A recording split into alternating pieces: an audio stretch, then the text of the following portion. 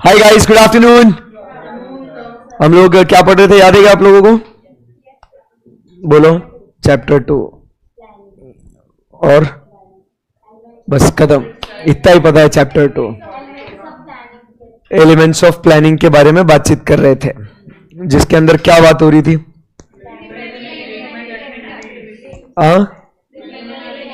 Preliminary engagement activities. बहुत अच्छा पढ़ रहे थे हम लोग। आप लोगों को याद है क्या?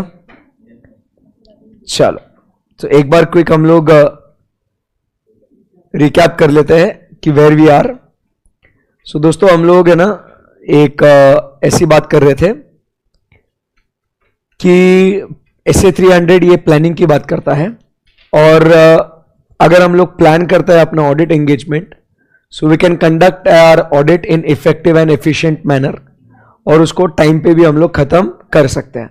सो उसके कुछ बेनिफिट्स के बारे में हम लोग ने बातचीत करी थी। सो बेनिफिट्स क्या क्या थे उसके, कि क्या बोलते हैं उसको, attention two important areas, then identifying and resolving what the potential problems, then proper organization and management of audit engagement, proper selection and assignment of work to the engagement team, easy coordination, direction, supervision and review of what the engagement team, भाई monitoring, direction, supervision. तो ये सारी बातें होने के बाद हम लोग आगे बढ़े। फिर हमने कहा कि प्लानिंग जो है, it is not a discrete phase, it is a continual and iterative process. So we in planning have to consider what timing of certain activities that needs to be completed prior to further audit procedures and risk assessment procedure. तो उसके अंदर कौन सी बातें हम लोग ने वो 4-5 बातें बात करी थी। तो सबसे पहले हमने बात करी थी analytical procedures as a risk assessment procedure. Then हमने बात करी about materiality, then involvement of experts, other risk assessment procedures, और एक पॉइंट कौन सा था, अंडरस्टैंडिंग ऑफ लीगल फ्रेमवर्क। और फिर उसके नीचे वही सारे पॉइंट्स लिखे हुए थे। फिर हम लोग आगे बढ़े और हमने बात करी कि ये जब हम लोग प्लानिंग करते हैं तो we have to involve what, key engagement partners and key members of engagement team. इनको हमने क्या करना है, इंक्लूड करना है। सही है एकदम? Yes sir. तो इससे क्या होता है कि they will be able to share what they are insight and experience, जिससे क्या हो जाएगा कि we will be having what, the planning will be done in effective manner. So effective planning will be done. Correct एकदम? Yes sir. फिर उसमें हम लोग क्या कहते हैं कि हम लोग ये एलिमेंट्स जो है प्लानिंग के, we can discuss it with the management. ये भी बात करी थी हमने।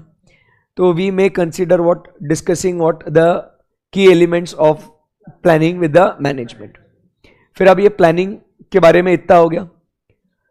फिर अभी चर्चा करते हैं प्लानिंग प्रोसेस के बारे में। प्लानिंग प्रोसेस में दो हिस्से हैं, एक प्रिलिमिनरी एंगेजमेंट एक्टिविटी थी और एक ऑडिट प्लानिंग। तो प्रिलिमिनरी में हम लोग सबसे पहले क्या देखते हैं, तो हम लोग बात करते हैं about what, acceptance and continuance of the clients engagement. फिर second point, ethical requirements including what, independence. And third में टर्म्स ऑफ एंगेजमेंट। उन तीनों पिलर्स के लिए हमने बातचीत करी थी। बराबर एकदम? Yes sir. फिर उसके बाद हम लोग आगे बढ़े और आज जो हम लोग बात करने वाले हैं वो है किसके बारे में, प्लानिंग एक्टिविटीज में जो दो बातें हैं, एक strategy and development of overall audit plan. Correct है एकदम? Before we start with this second planning activities, एक बार जो वो 3 पिलर्स हमने बनाए थे, कौन से, acceptance and continuance, ethical requirements including independence and terms of engagement, ये वाले जो है ना बेटे, ये पढ़ा था ना हमने।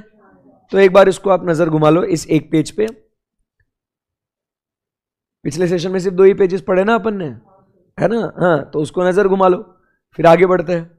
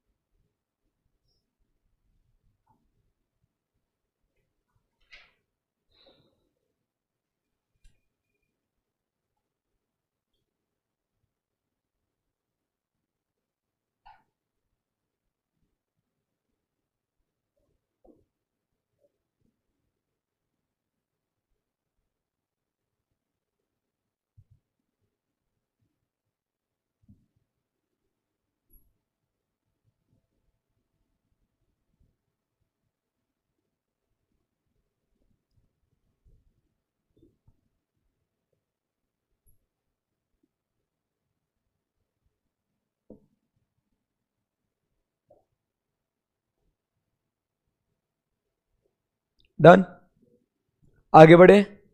याद आ रहा है क्या कुछ ऐसा? यस, ओके, आगे बढ़ते चलो। नाउ वी टॉक अबाउट इस प्लानिंग एक्टिविटीज। उस प्लानिंग एक्टिविटीज में दो पार्ट है। कितने पार्ट है? दो। जाहिर सी बात है, एज अ सीक्वेंसेस पहले हम लोग क्या बनाएंगे? स्ट्रैटेजी। स्ट्रैटेजी के बाद क्या करेंगे? प्लान। करेक्ट है ना? सो प्लानिंग प्रोसेस में हमने पहले एक्सेप्ट करना या नहीं करना वो देखा, फिर उसमें एथिकल रिक्वायरमेंट्स फॉलो कर सकते हैं या नहीं। एथिकल रिक्वायरमेंट्स अगर फॉलो कर सकते हैं तो फिर वो हम लोग टर्म्स ऑफ एंगेजमेंट को अग्री कर लेंगे। टर्म्स अग्री हो जाएंगे तो पहले फिर बनाएंगे स्ट्रैटेजी। स्ट्रैटेजी बनाने के बाद फिर हम लोग बात करेंगे अबाउट व्हाट? प्लानिंग। सीक्वेंस समझा गया आपको? तो ऐसे पहले मेन दो हिस्से, फर्स्ट में 3 पिलर, सेकेंड में 2 पिलर। क्लियर है एकदम? Okay. So strategy it sets what? The scope, timing and direction of the audit, and it guides the development of more detailed audit plan. First strategy बनेगा, second क्या बनेगा? Plan. समझा गया? तो plan अगर बनाना है तो पहले अपने को स्ट्रैटेजी। अब स्ट्रैटेजी मतलब क्या होता है? तो basically it contains what? The की डिसीजंस। ये ध्यान में रखना। स्ट्रैटेजी का मतलब क्या होता है? की डिसीजंस। कि मेन क्या है? जैसे आप आपकी पढ़ाई की स्ट्रैटेजी करते हो तो आपने कुछ सोचा होगा कि भाई इतने महीनों में अभी अभी रिजल्ट आया, फास्ट ट्रैक इतने टाइम में खत्म होना है, फिर अपन को स्टडी करना है, एग्जाम देना है। की डिसीजंस लिए, फिर उसके लिए फिर आपने क्या किया? डिटेल्ड प्लान बनाया, बट क्या ध्यान में रखते हुए? Strategy. So remember, strategy sets what? The entire guidelines for the detailed plan. Clear है? सो ये एग्जाम में ट्रू एंड फॉल्स के लिए ये जो लाइन है ना, ओवरऑल ऑडिट स्ट्रैटेजी, तो वो आपके लिए इंपॉर्टेंट है ट्रू एंड फॉल्स के लिए। वो एग्जाम में क्वेश्चन आएगा कि audit program sets the scope, timing and direction of the audit and guides for the development of more detailed audit plan. Statement पूरा सेम टू सेम लिखते हैं, एक वर्ड उसके अंदर चेंज कर देते हैं। बच्चों को समझ में नहीं आता, अच्छा लगता है वो। हाँ, audit program sets what? The scope, timing and direction. हाँ भाई, but audit program gives the instruction, it does not give you the direction. How to verify and obtain evidence is given where in program. तो ऐसा अपने को ये एक एक concept detail में पता होना बहुत जरूरी है। आगे बढ़े यहां से अपन। ओके, तो the process of establishing the overall audit strategy assist the auditor in determining, subject to the completion of auditor's risk assessment procedures, such matters as। अभी ये क्या लिखा है? ये ध्यान से पढ़ना। The process of establishing audit strategy assist the auditor to determine the matters such as। ठीक है ना? ध्यान से पढ़ना वापस से। ये वापस से सब्जेक्ट टू कंप्लीशन, इसको थोड़ा होल्ड पे रखेंगे। क्या करेंगे? इसको होल्ड पे रखेंगे और पूरा जो लाइन है उसको पढ़ो। फिर audit strategy helps the auditor to determine matters such as. ये पढ़ो पहले। क्या होता है बीच में वो लाइंस आती है ना, तो आपको कंफ्यूजन बिल्डअप हो जाता है। सिंपल है कि भाई ऑडिट स्ट्रेटेजी बनाऊंगा तो मेरे को क्या हेल्प होगी, बराबर कि नहीं? तो ये मेरे को हेल्प होगा, but keeping in mind what? Subject to the completion of risk assessment procedures। जब तक तुम रिस्क को असेस नहीं कर सकते ना, कितनी रिस्क है, जब तक तुम गहराई को नहीं नापते ना, तब तक आप कूदने का विचार भी नहीं कर सकते। समझा बात को? तो तेरे को स्ट्रैटेजी बनाने का है, बट स्ट्रैटेजी किस हिसाब से बनाएगा? कीपिंग इन माइंड की रिस्क कितना है, क्योंकि रिस्क के हिसाब से क्या करना है, कैसे करना है, किस तरीके से करना है, ये सब आप डिसाइड कर लोगे। So what you have to keep in mind? Risk. और रिस्क जब आप डिसाइड करोगे उसके बेसिस पे स्ट्रैटेजी और plan.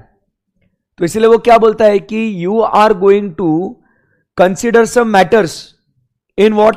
Designing the strategy, and that is going to help you, no doubt. But वो मैटर्स को कंसिडर करने के लिए आपका रिस्क असेसमेंट होना जरूरी है। वो सब्जेक्ट टू वाला लाइन समझा गया? देखो मैंने क्या बोला, अपन भले ही फास्ट ट्रैक में है, कॉन्सेप्ट में कहीं क्या बोलते कट शॉट नहीं हो सकता, समझा ना? वो पूरा पैसा वसूल होना चाहिए आपका।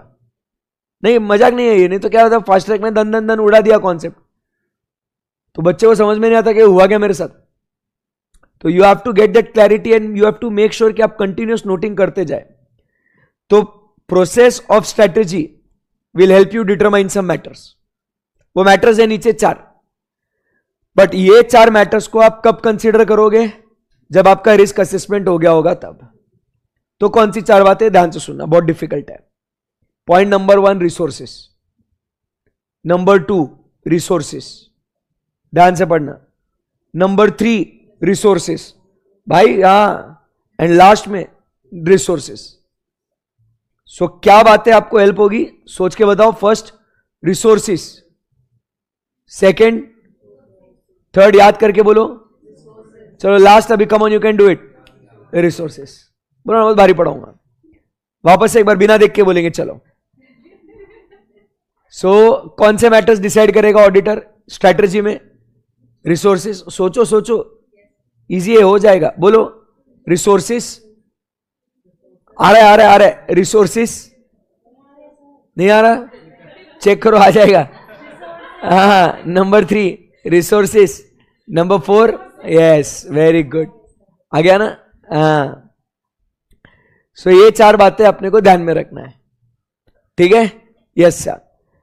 तो अभी उसमें कौन सी बातें हैं, आइए जरा देखते हैं। Number 1 deployment of resources. Deploy करना मतलब भेजना, ठीक है?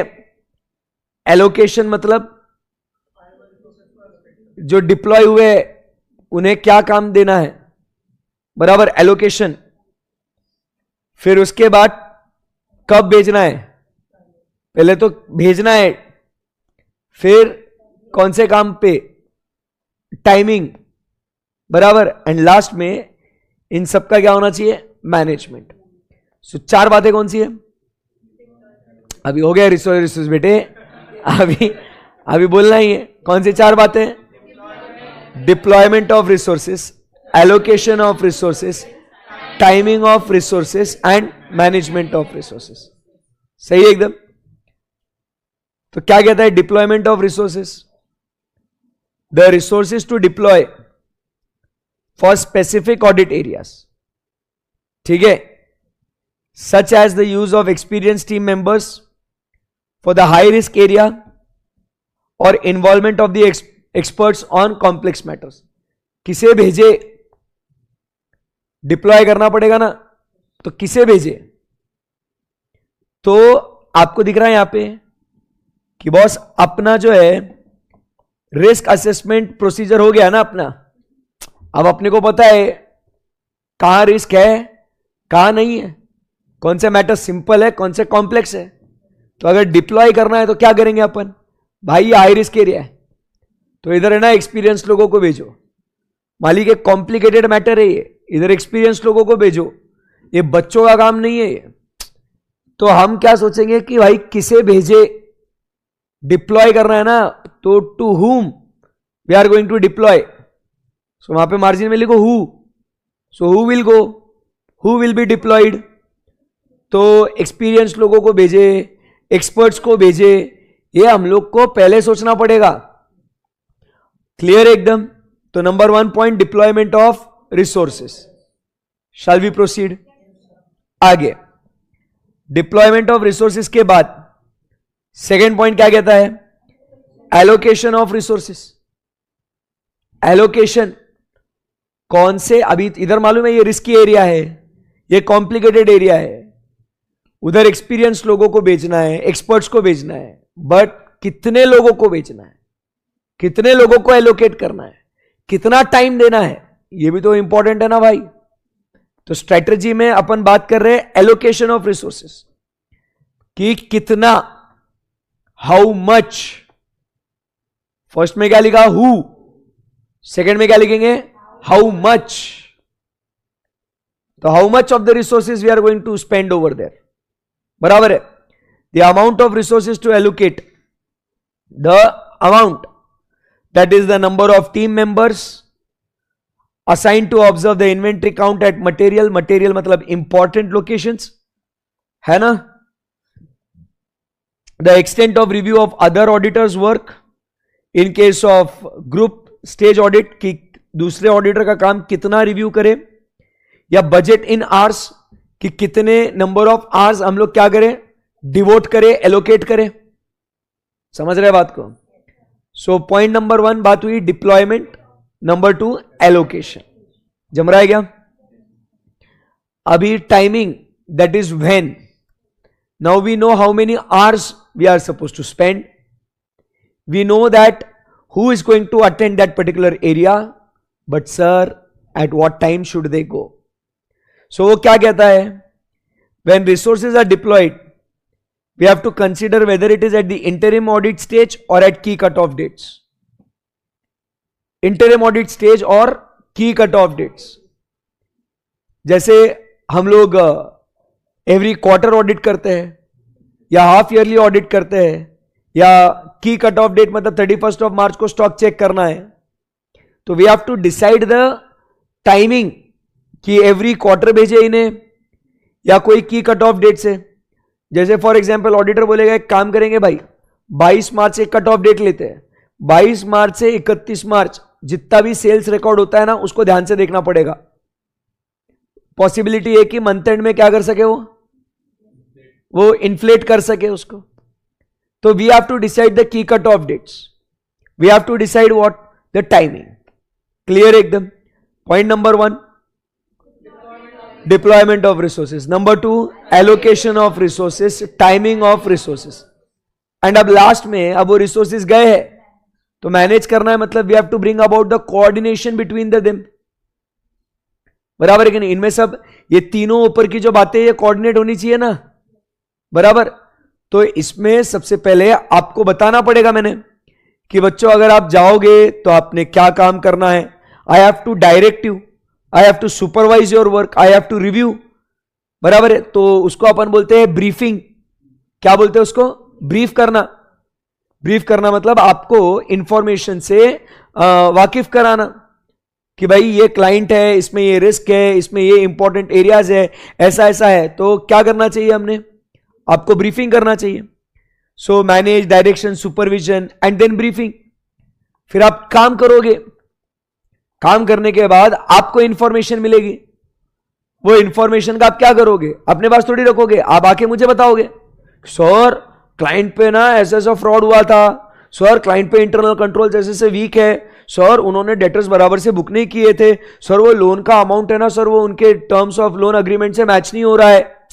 ये सब बातें आपको पता चलेगी ना, तो आप मुझे आके बताओगे ना, इसको बोलते हैं क्या, डीब्रीफिंग। एंड फिर ये पूरे काम का क्या होगा, रिव्यू होगा। और ये रिव्यू कैसा होगा, दो टाइप से, एक तो ऑन साइट या ऑफ साइट। अब ये सर ये क्या मसला है, ये ऑन साइट ऑफ साइट।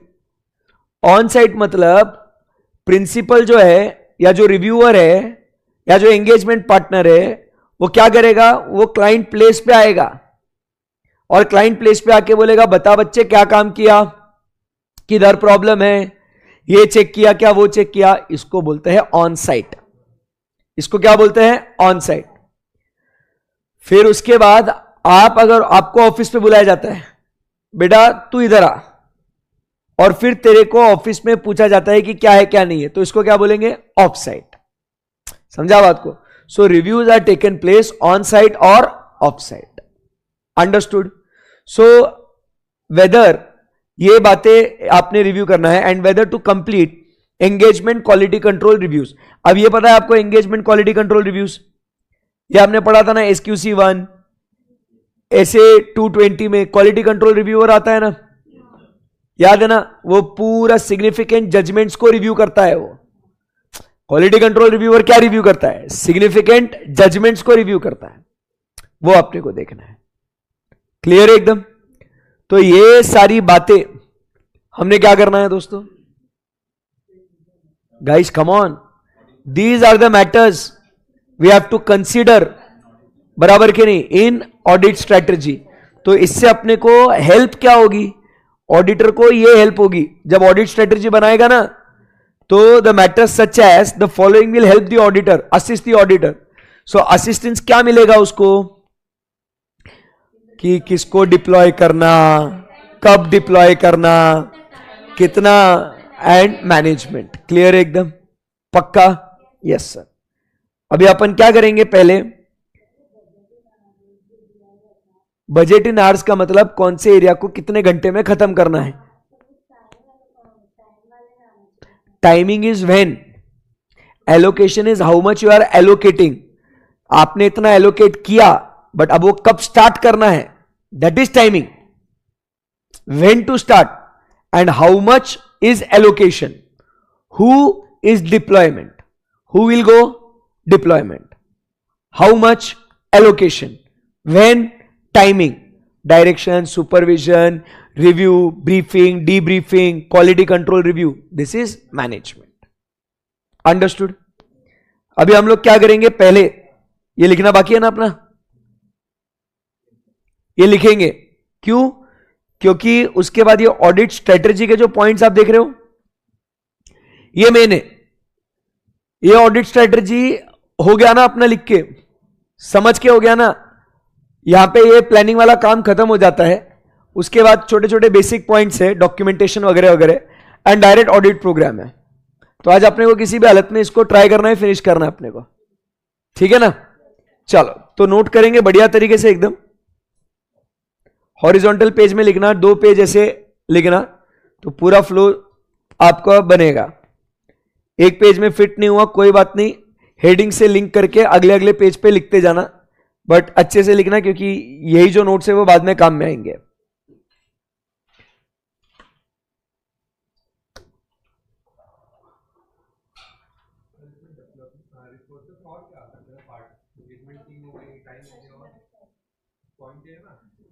क्या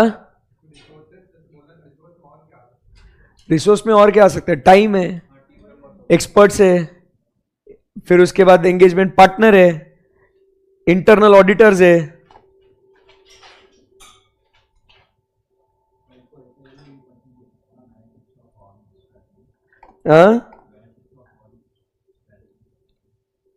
एक सेकंड रुक जाओ।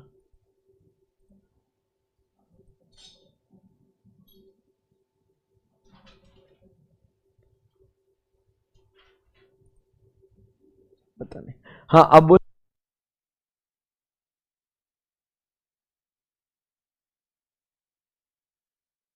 बेनिफिट्स ऑफ ऑडिट स्ट्रेटजी आएगा ना, अभी लिखेंगे उसको।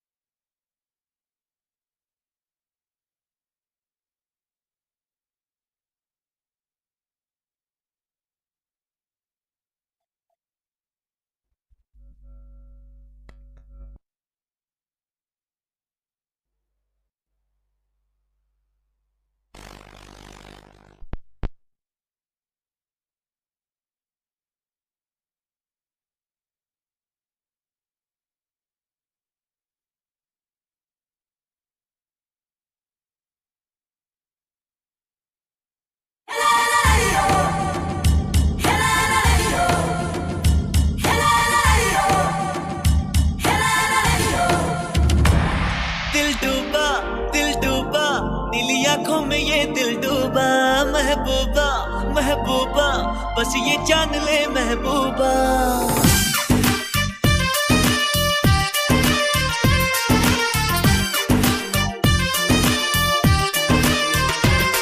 दिल डूबा नीली आंखों में ये दिल डूबा, महबूबा महबूबा बस ये जान ले महबूबा।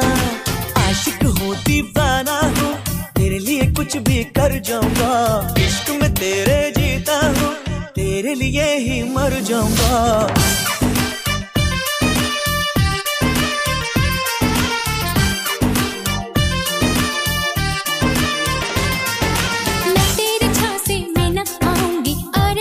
फास्ट सीखो।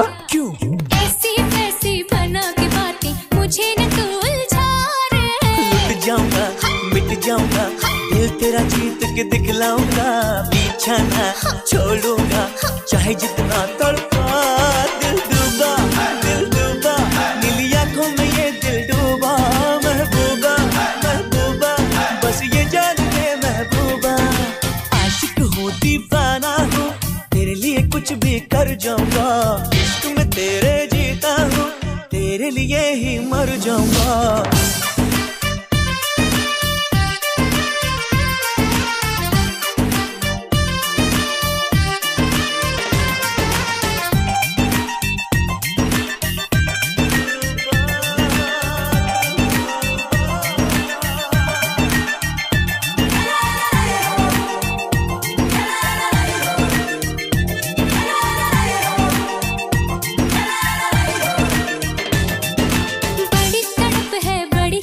है मेरी तो चाहत में, हजार मजनू बने हैं पागल मेरी मोहब्बत में।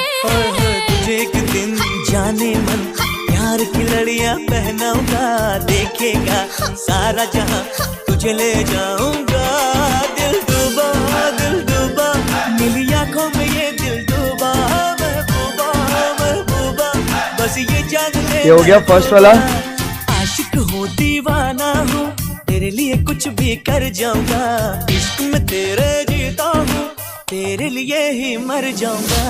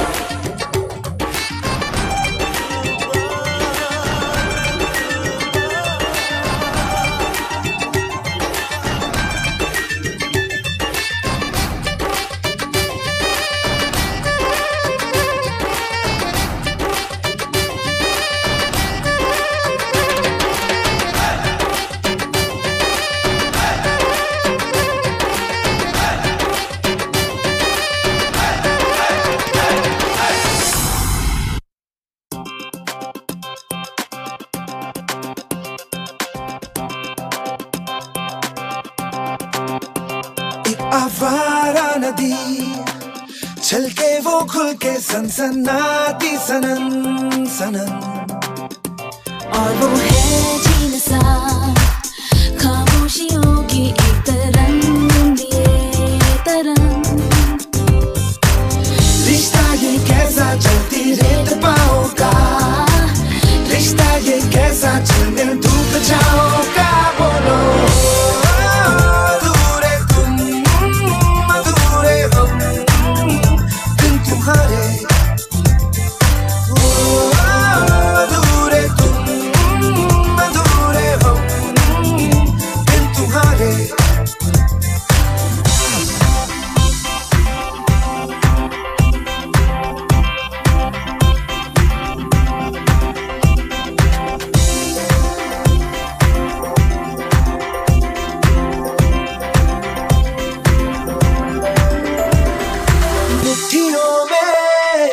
बादलों को लेके वो निचोड़ दे। ये हो गया ना? वो रात की Come on, right fast. चुप्पी में शोर नटखट छोड़ दे।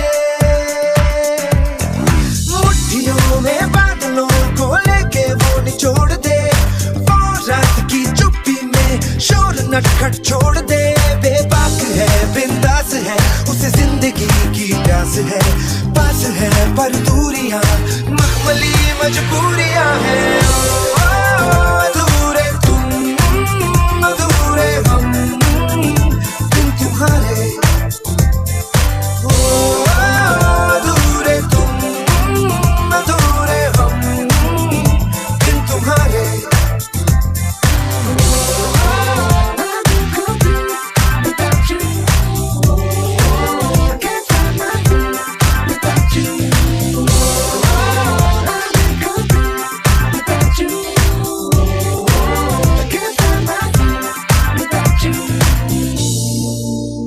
मन के कमरों में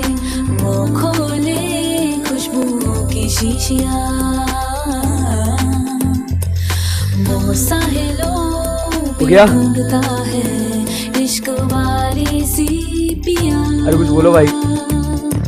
मन के कमरों में वो खोले खुशबुओं की शीशियां, साहिलों पे ढूंढता है इश्क वाली सी पिया। प्यार है रोमांस है। एक बार ये पूरा देख लो, ये अपने को अलग अलग भी लिखा तो भी अपने को कोई प्रॉब्लम नहीं, ठीक है ना। तो पहले प्लानिंग एक्टिविटीज के दो जो है ना वो बच्चे, तो उसमें का प्रिलिमिनरी एंगेजमेंट एक्टिविटी, उसके नीचे 3 बना दो, फिर लगे तो नेक्स्ट पेज पे प्लानिंग एक्टिविटीज का पूरा एक साथ बना देना। ओके, तो ये 3 पिलर अपने को बनाने का है प्लानिंग प्रोसेस में। ओके ओके, बस यही साज है दो दिलों के दरमियां, ख्वाहिशों की कश्तियां हैं। अधूरे तुम अधूरे हम, बिन तुम्हारे अधूरे तुम अधूरे हम, बिन तुम्हारे। एक आवारा नदी चल के वो खुल के सनसनाती सनन सनन, और वो है झील सा खामोशियों की एक तरंग लिए तरंग। रिश्ता ये कैसा चलती रेत पाओ का, रिश्ता ये कैसा झिलमिल धूप छाओ का। बोलो अधूरे तुम अधूरे हम, बिन तुम्हारे अधूरे तुम अधूरे हम, बिन तुम्हारे अधूरे तुम। तो मेरे को पूछ, बुक में मत ढूंढते बैठ, नहीं समझा कुछ मेरे को पूछ। हाँ, आर अप्रोप्रिएट क्या सर? चुप, इतनी खराब राइटिंग नहीं है मेरी, खराब है बट इतनी भी नहीं है। सही में अप्रोप्रिएट समझ में नहीं आ रहा हो? हाँ भाई,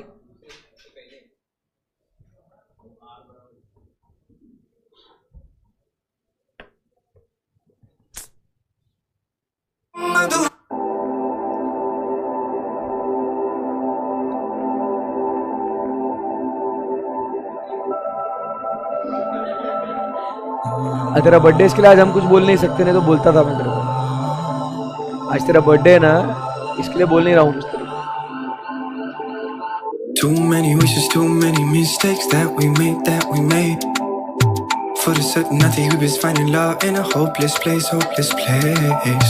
करे ना था understand कि तुझे कोई हलचल में खो गए, चाहते तो कि तुझे का हम साथ था ना, वक्त का साथ रह गए।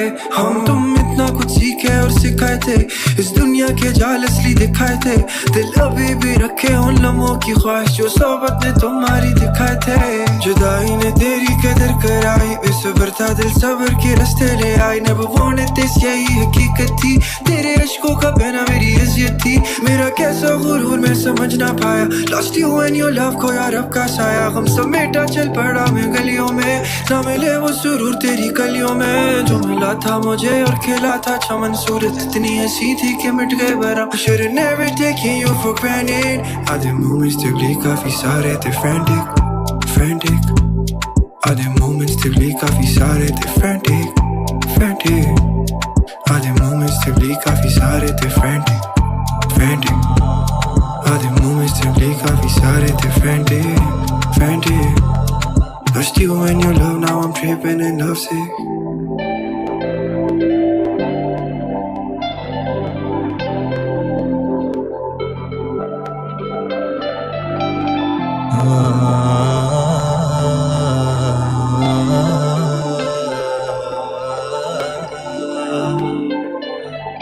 होके तैथों दूर मैं खोया अपने आप नूं, अद्धा हिस्सा मेरे दिल दा होया तेरे खिलाफ क्यों। अद्धा दिल चाहुंदा ए तैनू करनी चाहुंदा बात क्यों, तार ਤਾਰਿਆਂ ਦੀ ਰੋਸ਼ਨੀ ਦੇ ਵਾਂਗੂ ਗਲ ਨਾਲ ਰਾਜਾ ਰਾਤ ਨੂੰ ਦਿਲ ਮੇਰੇ ਨੂੰ ਸਮਝਾ ਜਾ ਹੱਥਾਂ ਵਿੱਚ ਹੱਥ ਤੂੰ ਪਾ ਜਾ ਪਹਿਲਾਂ ਜੋ ਦੇਖੀ ਨਹੀਂ ਮੈਂ ਐਸੀ ਦੁਨੀਆ ਤੂੰ ਦਿਖਾ ਜਾ ਐਸੀ ਦੁਨੀਆ ਤੂੰ ਦਿਖਾ ਜਾ आधे moments te gli काफी सारे थे frantic आधे moments te gli काफी सारे थे frantic आधे moments te gli काफी सारे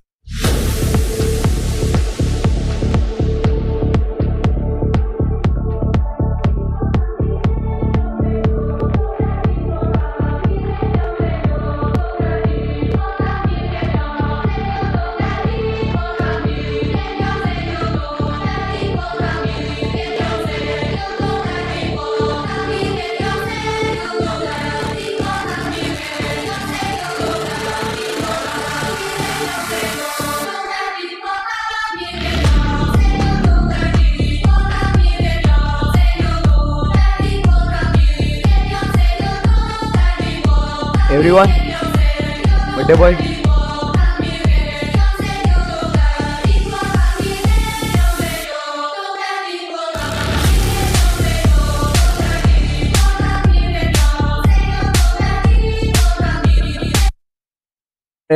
ये प्लानिंग एक्टिविटीज है, तो इसमें ऑडिट स्ट्रेटेजी का अपने को लिखने का है, ठीक है ना।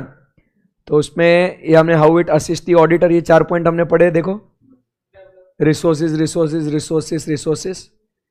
फिर उसके बाद नीचे आपको what are the factors we need to consider for establishing overall audit strategy, ये लिखना है अपने को। और ये है कितना, बस इतना सा ऐसे, ठीक है ना। ये जो पूरा स्टोरी है ये, तो हम लोग उसको पूरा लिखेंगे, फिर उसका जो पिक्चर है वो दिमाग में छाप देंगे, तो पूरा वो कॉन्सेप्ट अपना खत्म हो जाएगा। Got it? चलो हो जाओ।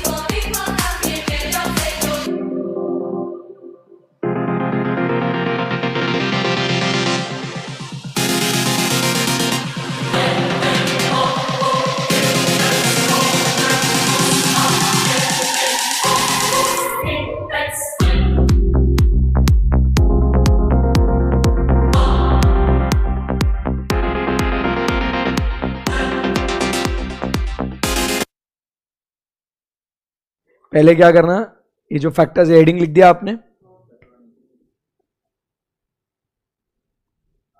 हाँ, तो पहले स्कोप, एंगेजमेंट टीम, ये पहले ढांचा बना लो। पहले सेंटर में कौन से जो 5 पॉइंट है ना, scope, reporting objective, engagement team effort, results of preliminary engagement activities and nature, timing and extent of resources. तो वो पहले ढांचा बनाओ, फिर स्कोप के पॉइंट्स लिखो, फिर अपन आगे बढ़ते हैं। फिर मैं बोलता हूं नेक्स्ट कौन सा लिखो, ठीक है।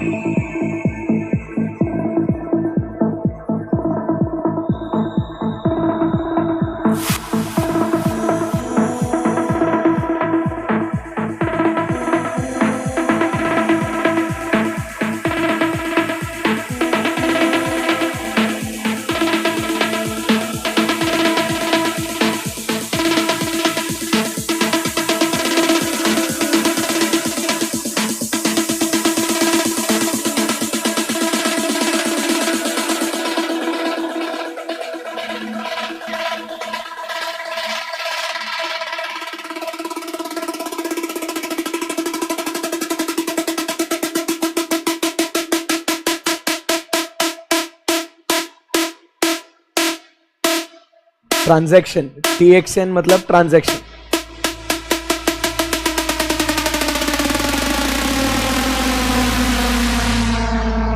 तो जो एंगेजमेंट टीम एफर्ट के लिए पॉइंट्स हैं वो एरो,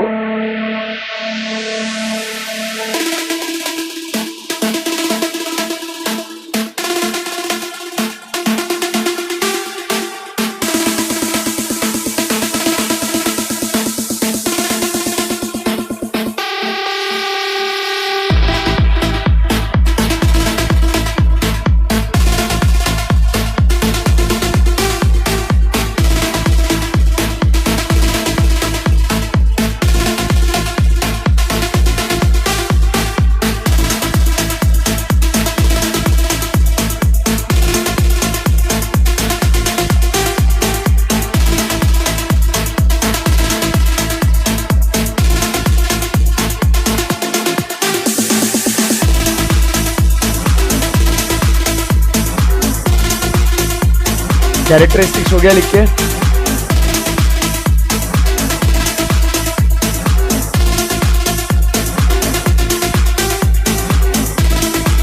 स्क्रीन पे जितना है पहले उतना निपटा लो, फिर वो रिपोर्टिंग ऑब्जेक्टिव्स लिखते हैं। Okay,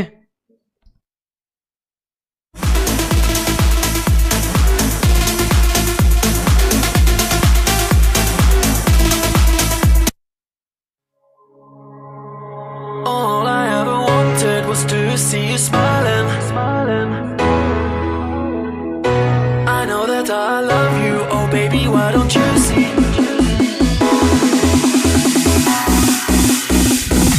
All I ever wanted was to IC मतलब internal control. And all I ever wanted was to make you mine.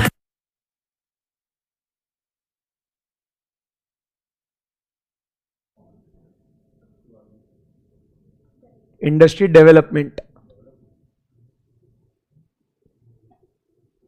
I know that I love you, oh baby, why don't you see that all I ever wanted was you and me. All I ever wanted was to see you smile, and all I ever wanted was to make you mine. I know that I love you, oh baby, why don't you see that all I ever wanted was you and me.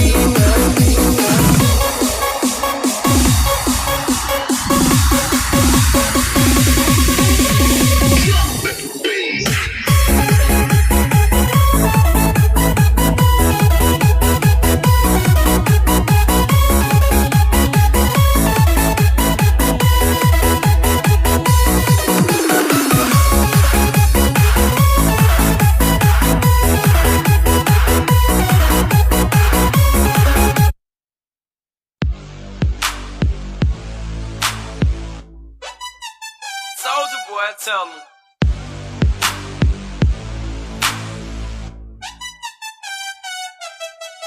Baby, you know that I miss you. I wanna get with you tonight, but I cannot, baby girl, and that's the issue. Girl, you know I miss you. I just wanna kiss you, but I can't right now. So baby, kiss me through the phone. Kiss me through the phone. I'll see you later on, later on. Kiss me through the phone. Kiss me through the phone. See you when I get home. Baby, I know that you like me. You my future wifey. Soulja Boy, tell them, yeah, you can be my bunny. I can be your Clyde. You can be my wife. Text me, call me, I need you in my life. Yeah, all that, every day I need you. And every time I see you, my feelings get deeper. I miss you, I miss you. I really wanna kiss you, but I can't. Baby, you know that I miss you. I wanna get with you tonight, but I cannot, baby girl, and that's the issue. Girl, you know I miss you. I just wanna kiss you, but I can't right now. So baby, kiss me through the phone. Kiss me through the phone. I'll see you later on, later on. Kiss me through the phone. Kiss me through the phone. See you when I get home. Get home. Baby, I've been thinking lately so much about you. Everything about you, I like it, I love it. Kissing you in public, thinking nothing of it. Roses by the dozen, talking on the phone. Baby, you so sexy, your voice is so lovely. I love your complexion. I miss ya, I miss ya, I miss ya. I really wanna kiss you, but I can't. Baby, you know that I miss you. I wanna get with you tonight, but I cannot, baby girl, and that's the issue. Girl, you know I miss you. I just wanna kiss you, but I can't right now. So baby, kiss me through the phone. Kiss me through the phone. I'll see you later on, later on. Kiss me through the phone. Kiss me through the phone. See you when I get home. Get home. She called my phone like that. We on the phone like that. चलो done guys. We taking pics like that. She dial my number like that. 678-999-821. Baby, you know that I miss you. I wanna get. Communication, commencement कहां से हो सकता?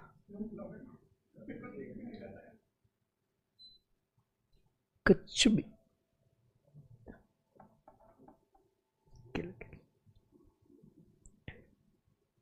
बढ़ेगा आगे guys in the live streaming.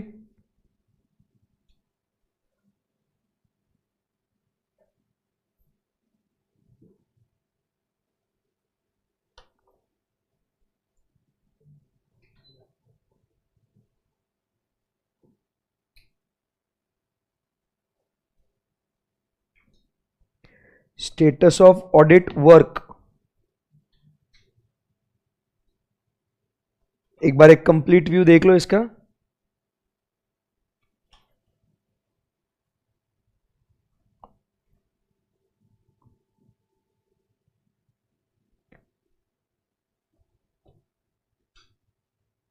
Good, चलो।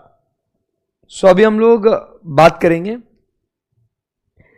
ये जो अपने को बातें हैं वो क्या कंसीडर करनी है, the matters to be considered while we are establishing what the overall audit strategy. ठीक है ना? ओके, अभी देखो ये इतना पढ़ना है अपने को, पेज नंबर 2.4, 2.5, बस इतना ही, बाकी तो एकदम इजी है फिर। सो ये जो है वो मेन काम है, ये इतना समझ में आ गया, चैप्टर बहुत इजी है। फिर एक बार फिर से हम लोग क्या करेंगे, शुरुआत से जितना भी हमने पढ़ा था इस चैप्टर को रिवाइज करेंगे, रिकैप करेंगे, then will move to the next topic. So पहले जो है हम लोग बात कर रहे हैं वो क्या है, क्वेश्चन को ध्यान से समझना। अगर हम लोग ऑडिट स्ट्रेटजी बना रहे हैं तो उससे अपनी हेल्प क्या होगी वो हमने स्टडी किया। सो उससे हेल्प क्या होना है अपने को, चार बातें, deployment of resources, allocation of resources, timing of deployment of resources and management of resources. सही है एकदम, या अब मुझे स्ट्रैटेजी बनानी है, क्योंकि स्ट्रैटेजी बनेगी उसके बाद क्या होगा, प्लान बनेगा। तो now the question is what are the factors that we have to consider in designing और developing the overall audit strategy. Strategy बनाऊं तो कौन से की बातें ध्यान में रखो, ये इतना समझना कि स्ट्रैटेजी मतलब की डिसीजंस है दोस्तों। Okay, so what are the points that I need to consider. So main पहले 5 हेडिंग्स पे फोकस करेंगे अपन, फिर वो 5 हेडिंग के अंदर जितनी भी बातें लिखी गई है ना वो उस हेडिंग का एक्सप्लेनेशन है, क्लियर एकदम। सो 5 हेडिंग क्या कहता है, सबसे पहले स्ट्रैटेजी बनाने के लिए मेरे को पता होना चाहिए कि अपना स्कोप क्या है। क्या पता होना चाहिए, स्कोप। इधर स्कोप है, जैसे स्कोप पता चलेगा ना, I will think about the reporting objectives कि मेरे रिपोर्टिंग गोल्स क्या है। I need to know what the scope, scope के बेसिस पे पता चलेगा अपना रिपोर्टिंग ऑब्जेक्टिव्स। ये भी क्लियर है एकदम, बोलो आया ना, या अब स्कोप पता है, रिपोर्टिंग ऑब्जेक्टिव्स पता है, इसके हिसाब से अपन क्या करेंगे, अपना जो एंगेजमेंट टीम है उसे अपन क्या करेंगे, उसके एफर्ट्स को अपन डायरेक्ट करेंगे। सो नेक्स्ट पॉइंट क्या लिखा हुआ है, एंगेजमेंट टीम एफर्ट्स। एफर्ट्स मतलब जो वो लोग काम करने वाले उसको डायरेक्शन देना पड़ेगा ना अपने को। सो क्या हुआ, वापस से हेडिंग्स पे फोकस करने का। पॉइंट नंबर 1 पता होना चाहिए अपना स्कोप, स्कोप पता है, उसके बेसिस पे रिपोर्टिंग ऑब्जेक्टिव्स। रिपोर्टिंग ऑब्जेक्टिव्स और स्कोप पता हो तो फिर एंगेजमेंट टीम को बोलो कि भाई ऐसा काम करे, एफर्ट्स। और ये एफर्ट्स के बेसिस पे जो ये एफर्ट्स करने वाले उसमें अपन ने क्या ध्यान में रखना है, the preliminary engagement activities. Audit शुरू करने के पहले पिछले ऑडिट्स की कुछ बातें, we keep that in mind, preliminary engagement activities.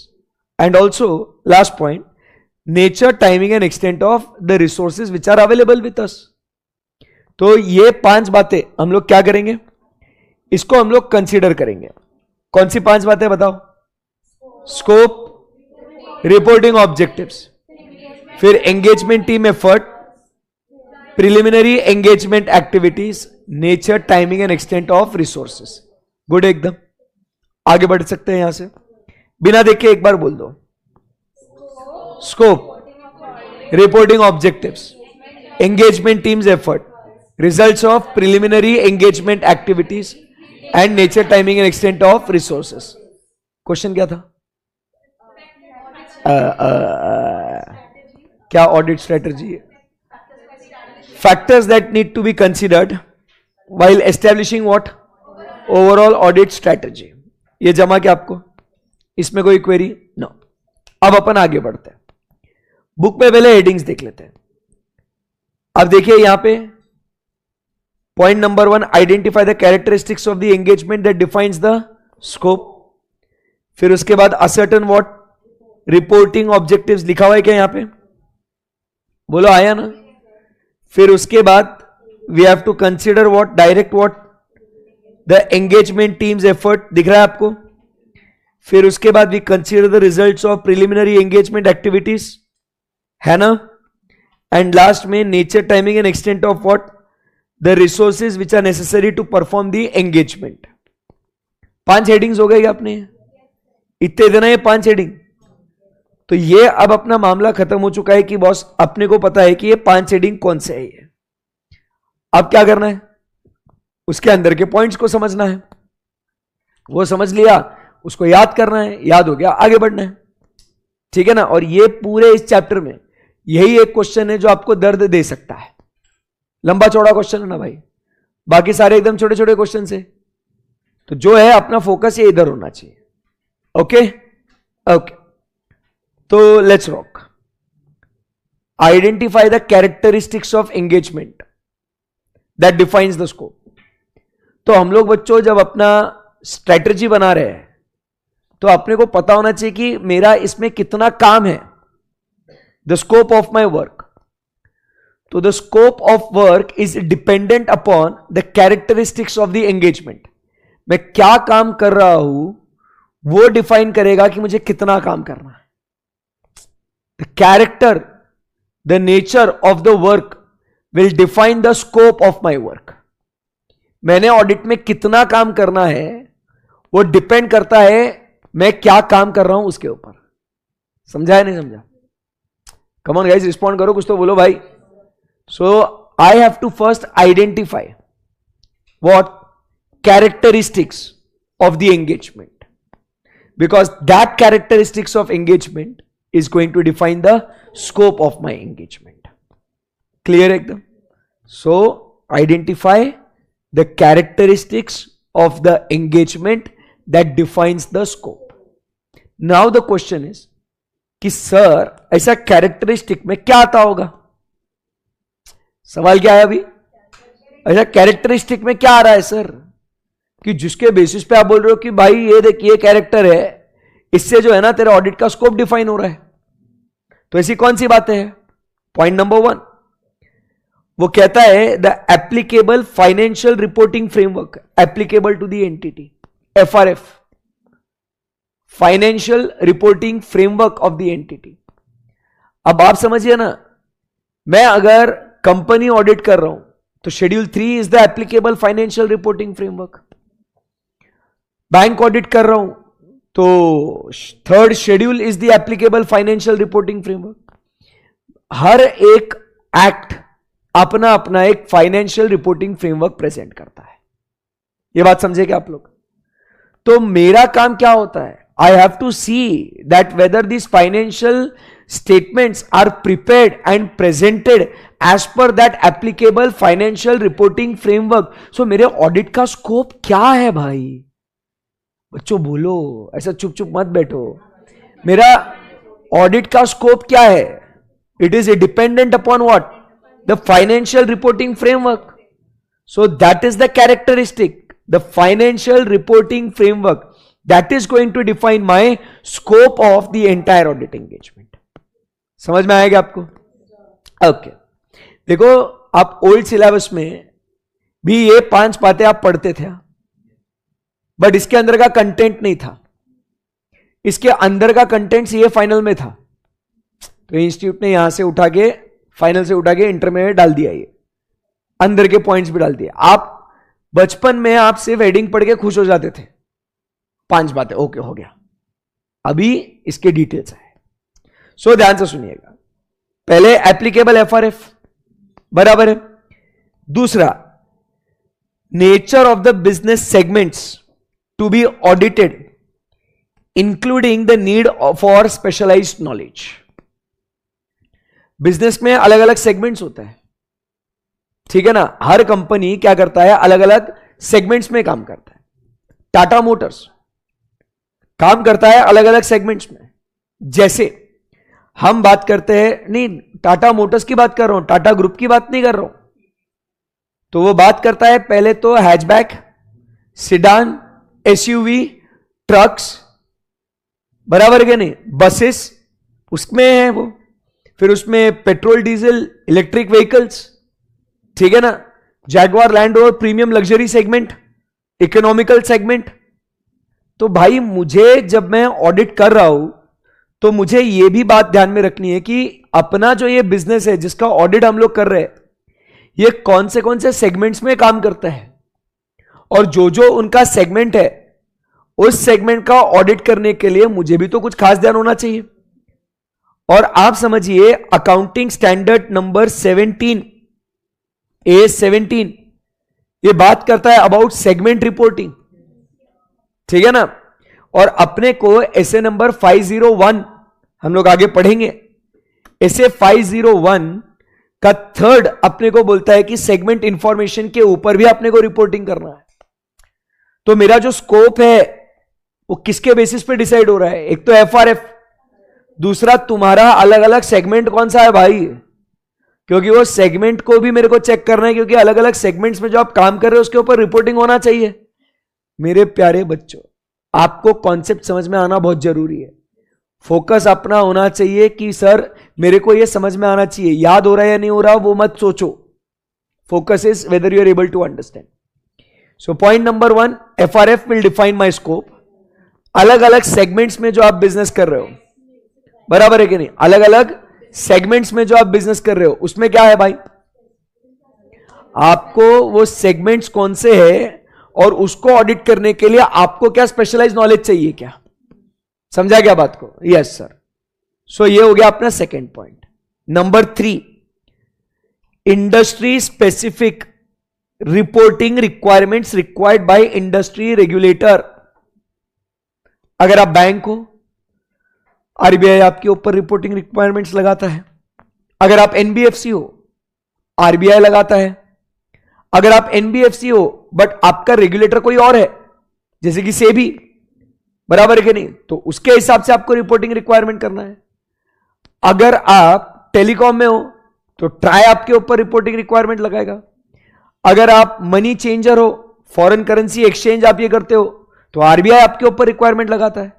तो भाई अगर आपका रेगुलेटर आपको बोलता है कि ये रिपोर्टिंग करना है, तो वो रिपोर्टिंग हुआ या नहीं हुआ, क्या वो मेरे स्कोप में आएगा या नहीं आएगा? एकदम सिंपल है भाई। सो कहानी में क्या क्या हुई, आपका पहले एप्लीकेबल फाइनेंशियल रिपोर्टिंग फ्रेमवर्क, उसमें आपके सेगमेंट्स, फिर आपका रेगुलेटर वो इंडस्ट्री स्पेसिफिक आपको रिक्वायरमेंट लगाता है, वो अपने को चेक करना है। समझ में आ रहा है आपको?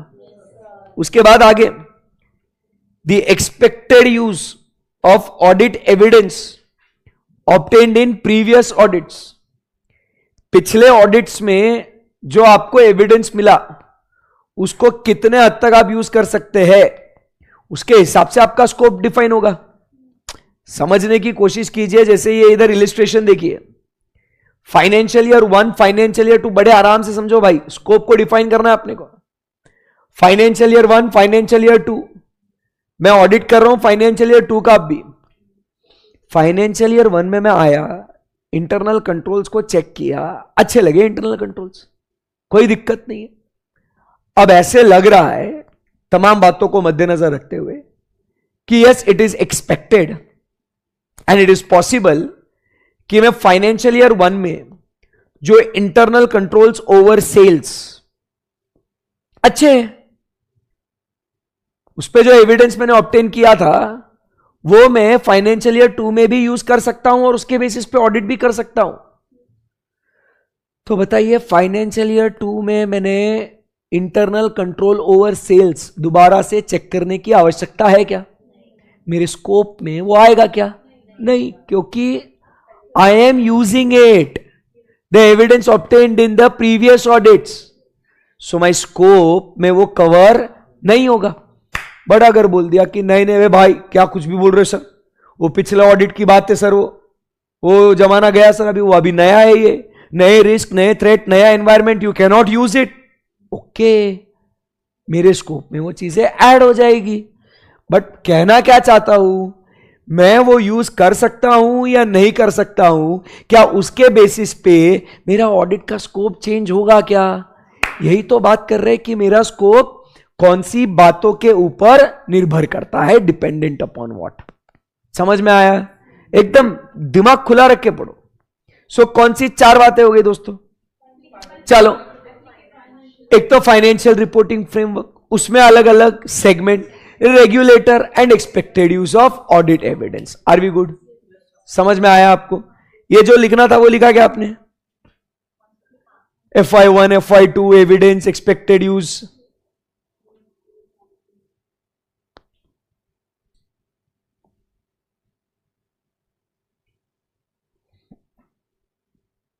हो गया क्या? आगे बढ़े क्या? 1 नंबर। अभी उसके बाद नेक्स्ट, सर स्कोप तो समझ में आ गया, अभी चार्ट में आते हैं। यही क्या बातें हमने शॉर्ट में लिख दी क्या? FRF, segment, industry reporting requirement and evidence of previous audit, whether we can use it और नॉट। ठीक ठीक, आगे। Now ascertain the reporting objective. Ascertain what? The reporting objective. Reporting objective, objective मतलब क्या रे? गोल्स। आपको रिपोर्ट किस तरीके का देना है, कब देना है, किसके साथ रिपोर्ट्स डिस्कस करनी है, इसको सबको क्या बोलते हैं अपन? Reporting objectives. समझा क्या बात को? तो you have to ascertain, ascertain मतलब अगेन व्हाट? डिटरमाइन, कि आपको रिपोर्ट्स कब, कहां, कैसे, किसको, किसके साथ डिस्कशन, ये पहले सोचो, क्योंकि उसके हिसाब से तो आप आपका स्ट्रेटजी बना के प्लान बनाओगे ना।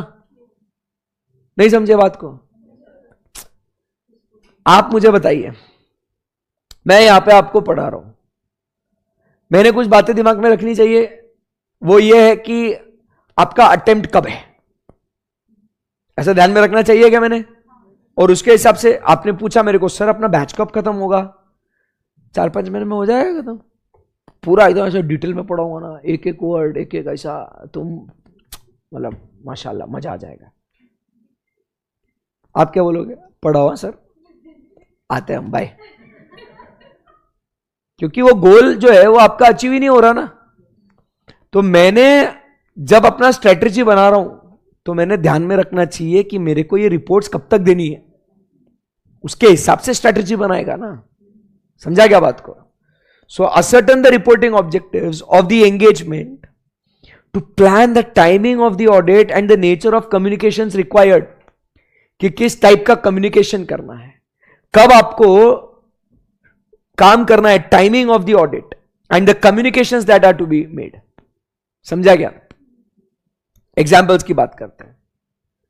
सो सम इंस्टेंसेस आर, ये दिख रहा है यहां पे क्या लिखा है? Some of the instances are. The some of the instances मतलब क्या है? एग्जाम्पल्स। एग्जाम में क्वेश्चन आएगा, explain with examples the reporting objectives of an engagement to plan the audit, to plan the timing of the audit and the nature of communication required. तो ऐसा जब question आता ना, बच्चा फुल हैंग, साला explain with examples लाऊंगा कहां से मैं एग्जांपल्स? कुछ नहीं है, यही पॉइंट को लिख के आना है कि कौन से फैक्टर्स के ऊपर आपके रिपोर्टिंग ऑब्जेक्टिव्स डिपेंडेंट है। क्लियर एकदम बात? ओके। नंबर 1 क्या करना है अपने को? The entities time table for reporting. क्या बोलता है? Entities time table for reporting. तुमको रिपोर्ट कब तक चाहिए? तुमको रिपोर्ट कब तक चाहिए? तुम बोलोगे सर हमको जुलाई तक चाहिए, सितंबर तक चाहिए, जो भी है, तो मेरे को ड्यू डेट मिलता है ना भाई। समझा क्या? So what is the time table of reporting? क्योंकि वो टाइमिंग पता चलेगा मेरे को, तो उसके हिसाब से मैं ऑडिट का स्ट्रेटेजी बनाएगा और फिर प्लान करेगा ना। समझा गया? यहां पे engagement to plan the timing of the audit. मेरे को स्ट्रेटजी में डिसाइड करना है कि तुमको रिपोर्ट कब तक चाहिए, क्योंकि फिर मैं सोचेगा अच्छा अबे इनको तो रिपोर्ट तभी चाहिए, उसके हिसाब से मैं प्लान बनाएगा। When do you seek the reports, accordingly I will make the plan to make sure that I deliver it to you on that particular time. First point समझा? टाइम टेबल बराबर है। नंबर 2, फिर उसके बाद अपन next क्या कहते हैं कि we have to organize meetings. Organization of meetings मतलब क्या? Organize meetings. We have to organize और conduct what? Meetings. so as to discuss the nature, timing and extent of the audit work with management. We can discuss these things with what? The management. कि हमें क्या चीजें check करनी है, कब check करनी है, ये पहले हम लोग क्या करेंगे? We will organise the meeting. Organise मतलब क्या है? मैनेजमेंट से पहले बोलेंगे ऑडिट शुरू करने के पहले कि देखो भाई एक मीटिंग कर लेते प्रिलिमिनरी, जिससे कि हम लोग को क्या चेक करना है, कब चेक करना है, कितने हद तक चेक करना है, ये आपके साथ बातचीत कर ले. कल चल के नहीं तो आप क्या बोलोगे? भाई हमारा स्टाफ उस टाइम पे अवेलेबल नहीं है, अभी आप नहीं चेक कर सकते. वो प्रॉब्लम ना हो, इसीलिए प्लानिंग का बेनिफिट आपको नंबर 1 याद आता है कि आपको क्या प्लान याद आता है? Attention two important areas and identify and resolve potential problems. क्योंकि हम लोग स्ट्रेटजी में ही पहले क्या सोचते हैं कि भाई मीटिंग करना पड़ेगा उन लोग के साथ. समझा क्या? So that the nature, timing and extent of audit work we can discuss it with the management. कि तुमसे एक बार थोड़ा डिस्कस कर लेते हैं. देखो बच्चों, हम मैनेजमेंट के साथ ये सारी बातें डिस्कस कर सकते हैं. क्या बोल रहा हूं मैं? पॉइंट नंबर 4 पे आ जाओ, तुरंत लगे हाथ इस बात का भी खुलासा कर देंगे कि हम पॉइंट नंबर 4 पे हम मैनेजमेंट के साथ nature, timing and extent of audit work discuss करेंगे हम लोग. इसमें कोई दिक्कत नहीं है. बट इसमें आपको एक खास बात ध्यान में रखनी है कि पूरा ऑडिट स्ट्रेटजी और ऑडिट प्लान ये ऑडिटर साहब की जिम्मेदारी होगी. तुमने मैनेजमेंट के साथ डिस्कस कर लिया, इसका मतलब ये नहीं कि भाई मैनेजमेंट आगे का काम तू डिस्कस कर ले, तू प्लान कर ले. हेलो, तुम डिस्कस करो बस. ठीक है ना? इसमें क्या कहता है? ये हमारी रिस्पॉन्सिबिलिटी रहेगी. चाहे तो आप डिस्कस कर सकते हो, बट इसमें आपको सावधानी क्या बरतनी है कि सिर्फ इफेक्टिवनेस मत पढ़ो. सावधानी क्या बरतनी है आपको? You should not compromise the effectiveness of the audit.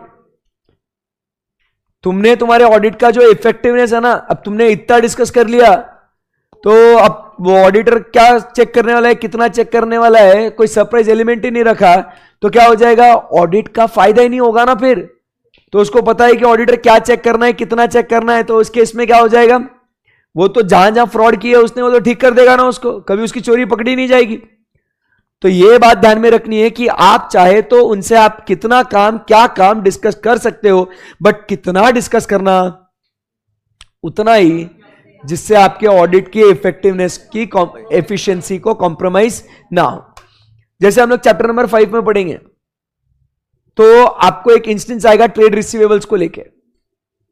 तो जैसे उसमें एक बात कही है कि जैसे अगर हम लोग को जो है ना कंफर्मेशंस लेने हैं डेटर्स के बारे में, ठीक है ना, तो डेटर्स हम उनको बोलने का मैनेजमेंट को कि देख भाई तुम्हारे जितने भी डेटर्स है ना, हम लोग उनसे कंफर्मेशन ले सकते हैं, इसमें कोई दिक्कत नहीं है. वो कम्युनिकेट करेंगे कि we will seek what confirmations from the debtors, external confirmation SFI 05 लेंगे हम लोग कंफर्मेशन.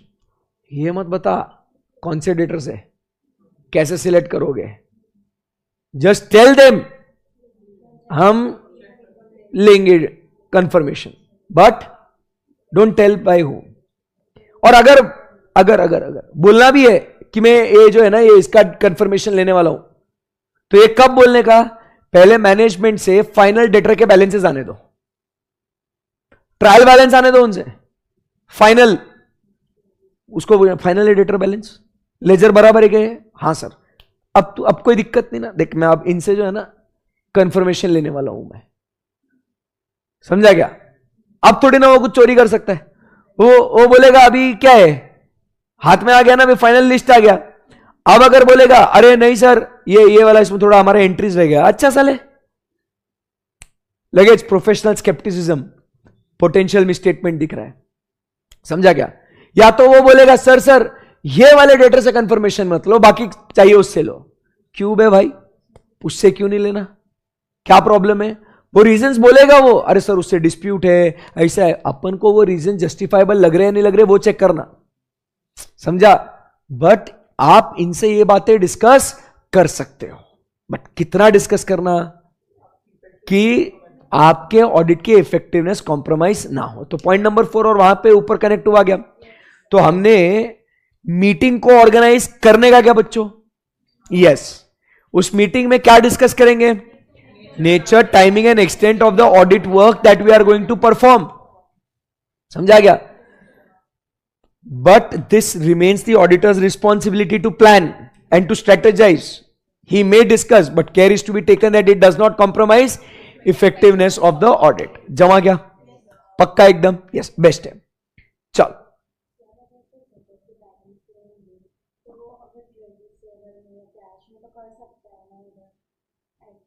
जब कैश चेक करेंगे तब अपन उसमें अलग से देखेंगे।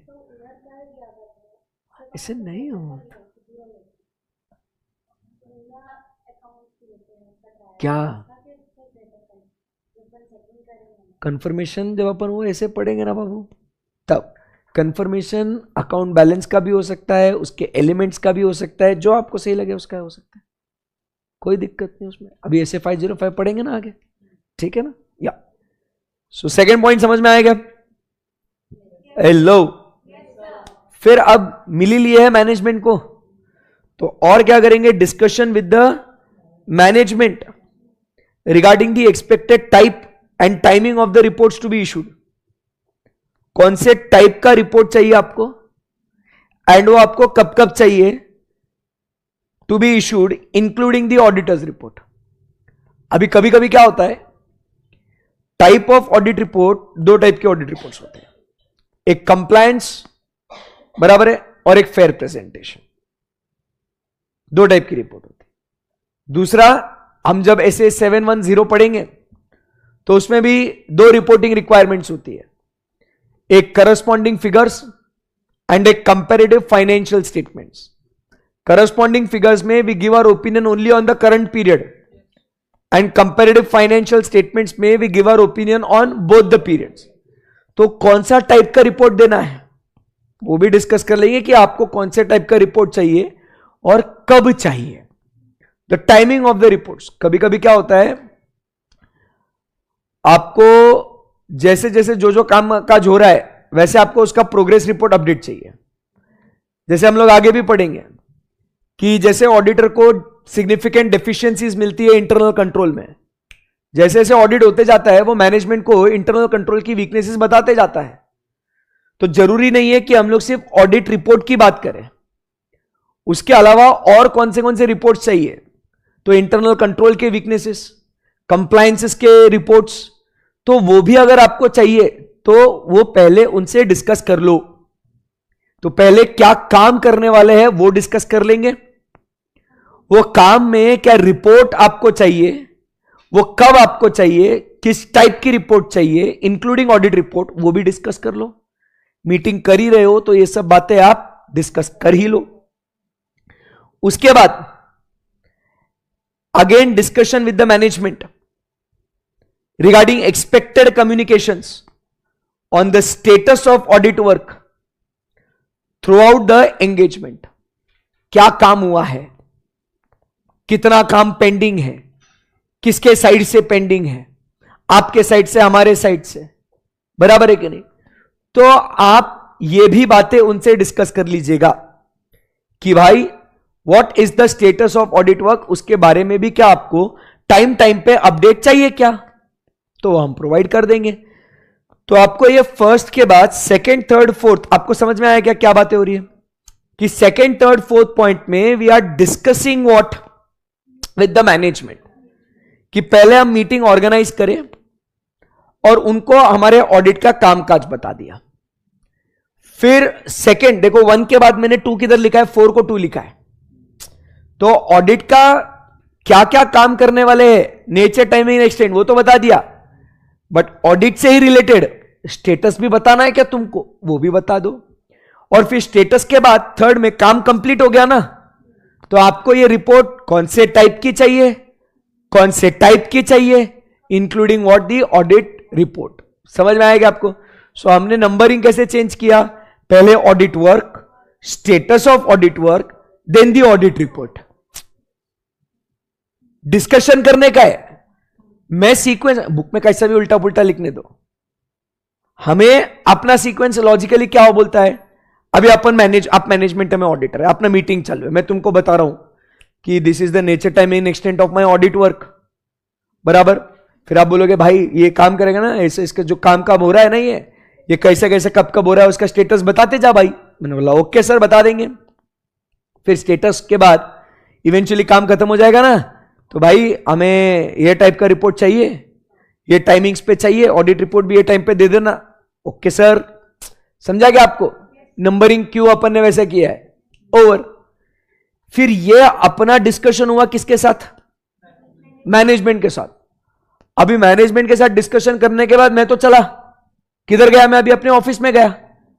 अब ऑफिस में ये जो बातें हो गई ना मेरी आपके साथ, अब मेरे को डिस्कस करना पड़ेगा मेरे एंगेजमेंट टीम मेंबर्स के साथ ना भैया।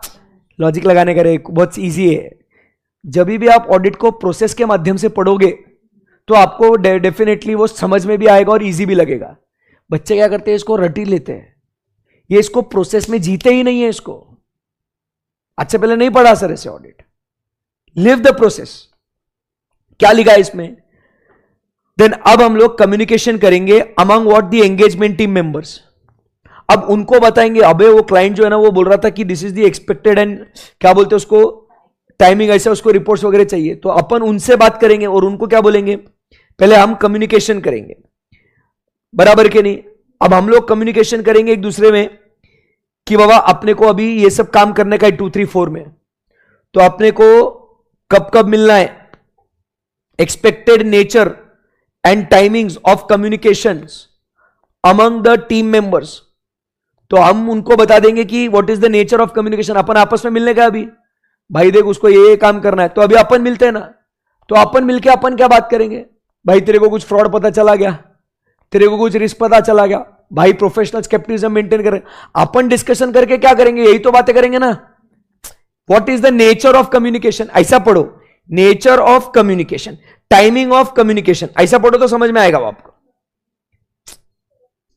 अपन ने क्या करना है, कम्युनिकेट कर रहे एक दूसरे से, क्या बोल रहे हो भाई, तो हम क्या बोलेंगे, भाई ऐसे ऐसे फ्रॉड्स है यहां पे, ये चांसेस है इधर एरिया में वीकनेसेस है, बराबर है कि नहीं भाई, रिलेटेड पार्टीज उनके ये, भाई जो भी इंफॉर्मेशन हमको मिलती है वो हम लोग कम्युनिकेट करेंगे ना, that is the nature of communication. हाँ, और ये आपने कब कम्युनिकेट करना है भाई, जैसे जैसे तेरे को इंफॉर्मेशन मिलती जाती है तू शेयर करते जा भाई, टाइमिंग ये टाइम पे बताते जा। पूरा ऑडिट होने के बाद, सर आप बता रहा हूं मैं आपको, ऑडिट रिपोर्ट साइन होने के बाद, सर वहां पे फ्रॉड हुआ था, मुझे पता चला था, बट मेरे को लगा रिपोर्ट देने के बाद बोलना होता है, ऐसा थोड़ी है। तो you have to decide what the timing. तो हम आपस में मिलेंगे, अपन कौन है, एंगेजमेंट टीम मेंबर्स है। तो हम जब मिलेंगे तो एक दूसरे से बातें करेंगे, कम्युनिकेशन करेंगे। तो इस कम्युनिकेशन में क्या क्या कम्युनिकेशन करेंगे भैया, नेचर की क्या क्या बातें करनी है और ये कब कब बातें करनी है, समझ में आया आपको, या including the nature and timing of team meetings and the review of the work to be perform. So क्या क्या कम्युनिकेशन, 3 बातें अभी इसमें, क्या कम्युनिकेशन करेंगे, कब मिलना है, और जब अपना काम कब रिव्यू भी करना है, उसके लिए मिलना है अपने को। सो रिपोर्टिंग के बारे में ये बातें आपको समझ में आया क्या बच्चों, इजी है क्या, बोलो भाई, वेरी गुड। सो इधर अपन आते हैं, ये आपको दिख रहा है यहां पे, ऐसा पूरा डेकोरेशन कर दिया ना तो दिमाग में बैठ जाता है। पहला क्या है, घड़ी देख के अभी ऐसे घूरते रहो, उसको क्या दिखता है आपको, टाइम टेबल, ऐसा इधर घूरो इसको, तो क्या लिखा है यहां पे, टाइम टेबल ऑफ रिपोर्टिंग।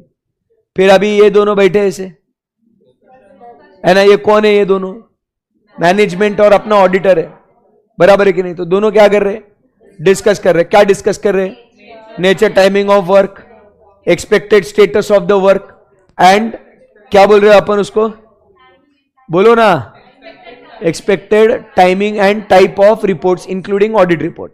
फिर अपन अपने एंगेजमेंट टीम के साथ डिस्कशन करने का है, the nature of communication, timing of communication, the team meetings, and last में the extent of review of work. Clear है एकदम, यस। अभी यहां से आगे बढ़ सकते हैं अपन, पक्का, हेवी हो रहा है, हाँ, बहुत मारेगा पकड़े, होने दो हेवी। अरे ये ऐसा नहीं मैंने बोला ना, ये एक इकलौता टॉपिक है इस पूरे चैप्टर में जो आपको एक बार एकदम पूरा ध्यान से सुनना है। सो 2 पॉइंट अपने हो गए, कौन से? स्कोप और रिपोर्टिंग ऑब्जेक्टिव्स। स्कोप में क्या बोला? FRF, segment information. फिर उसके बाद बात करी industry reporting requirements given by regulator, and last में हमने चर्चा करी about what the expected use of audit evidence. फिर अभी हमने बात करी कि अपना रिपोर्टिंग ऑब्जेक्टिव क्या है। जमा क्या? ये बोलो कुछ। अभी नेक्स्ट, एंगेजमेंट टीम के एफर्ट। अभी एंगेजमेंट टीम को गाइड करना पड़ेगा ना। अभी हमने क्या करा? अपना स्कोप डिसाइड कर लिया, क्या रिपोर्टिंग करना है वो डिसाइड हो गया, सब कुछ हो गया ना बच्चा डिसाइड। अभी क्या करने का? रिपोर्टिंग। कौन बोला है रिपोर्टिंग? तू बोली ना। अरे हो गया रिपोर्टिंग, अभी पहले काम पे लगाओ उनको। So consider the factors in the auditor's professional judgment that are significant in directing the engagement team's effort। अब उनको क्या करना पड़ेगा? उनको काम पे लगाना पड़ेगा ना, उनको इंस्ट्रक्शंस देने पड़ेंगे ना, क्या काम करना है, कैसे करना है, कितना करना है, उनको ज्ञान कौन देगा? तो ये भी तो बातें अपन को अपनी स्ट्रेटजी में सोचना पड़ेगा ना। तुम समझे नहीं भाई, अपन क्या कर रहे हैं? अपन स्ट्रेटजी बना रहे हैं, तो स्ट्रेटजी में मेरे को स्कोप पता होना चाहिए। तो स्कोप के कैसा पता चलेगा? वो इंस्टेंसेस है। दूसरा, मेरे को रिपोर्टिंग ऑब्जेक्टिव्स पता होना चाहिए कि कब रिपोर्टिंग करना है, तो उसके इंस्टेंसेस है कि क्या बातें ध्यान में रखना है। स्ट्रैटेजी में मैंने ये भी ध्यान में रखना चाहिए कि मैंने आपको क्या देना है? इंस्ट्रक्शंस देने हैं। तो वो इंस्ट्रक्शंस कितने ज्यादा कम, मेरा प्रोफेशनल जजमेंट इस्तेमाल करूंगा ना मैं, उसके एग्जाम्पल्स की बात हो रही है। समझा गया? तो क्या बोला?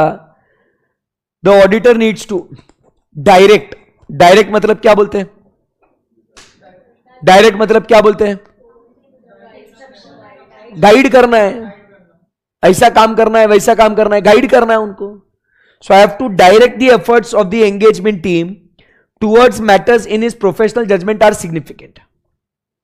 Preliminary identification of material class of transaction, account balance or disclosures helps the auditor in establishing the overall audit strategies। मतलब क्या बोलता है? मैं डायरेक्ट करेगा एफर्ट्स कौन से एरियाज के बारे में जो मुझे लगता है विच आर व्हाट सिग्निफिकेंट। समझा गया? जो सिग्निफिकेंट है उसके बारे में डायरेक्ट करेगा ना मैं। ये समझा गया आपको? बोलो यस सर। तो इसमें मुझे आइडेंटिफाई करना पड़ेगा कि ओके भाई ये मटेरियल एरियाज है, इस पे तुमने ऐसा चेक करना चाहिए, वैसा चेक करना चाहिए, ये करो वो करो। समझा गया? सो मोर एनर्जीज मतलब क्या? मोर एफर्ट, बराबर कि नहीं? ज्यादा काम करना पड़ेगा वहां पे। So more energies need to be devoted to significant matters to obtain the desired outcomes. For examples are listed as under. वापस से क्वेश्चन क्या आएगा?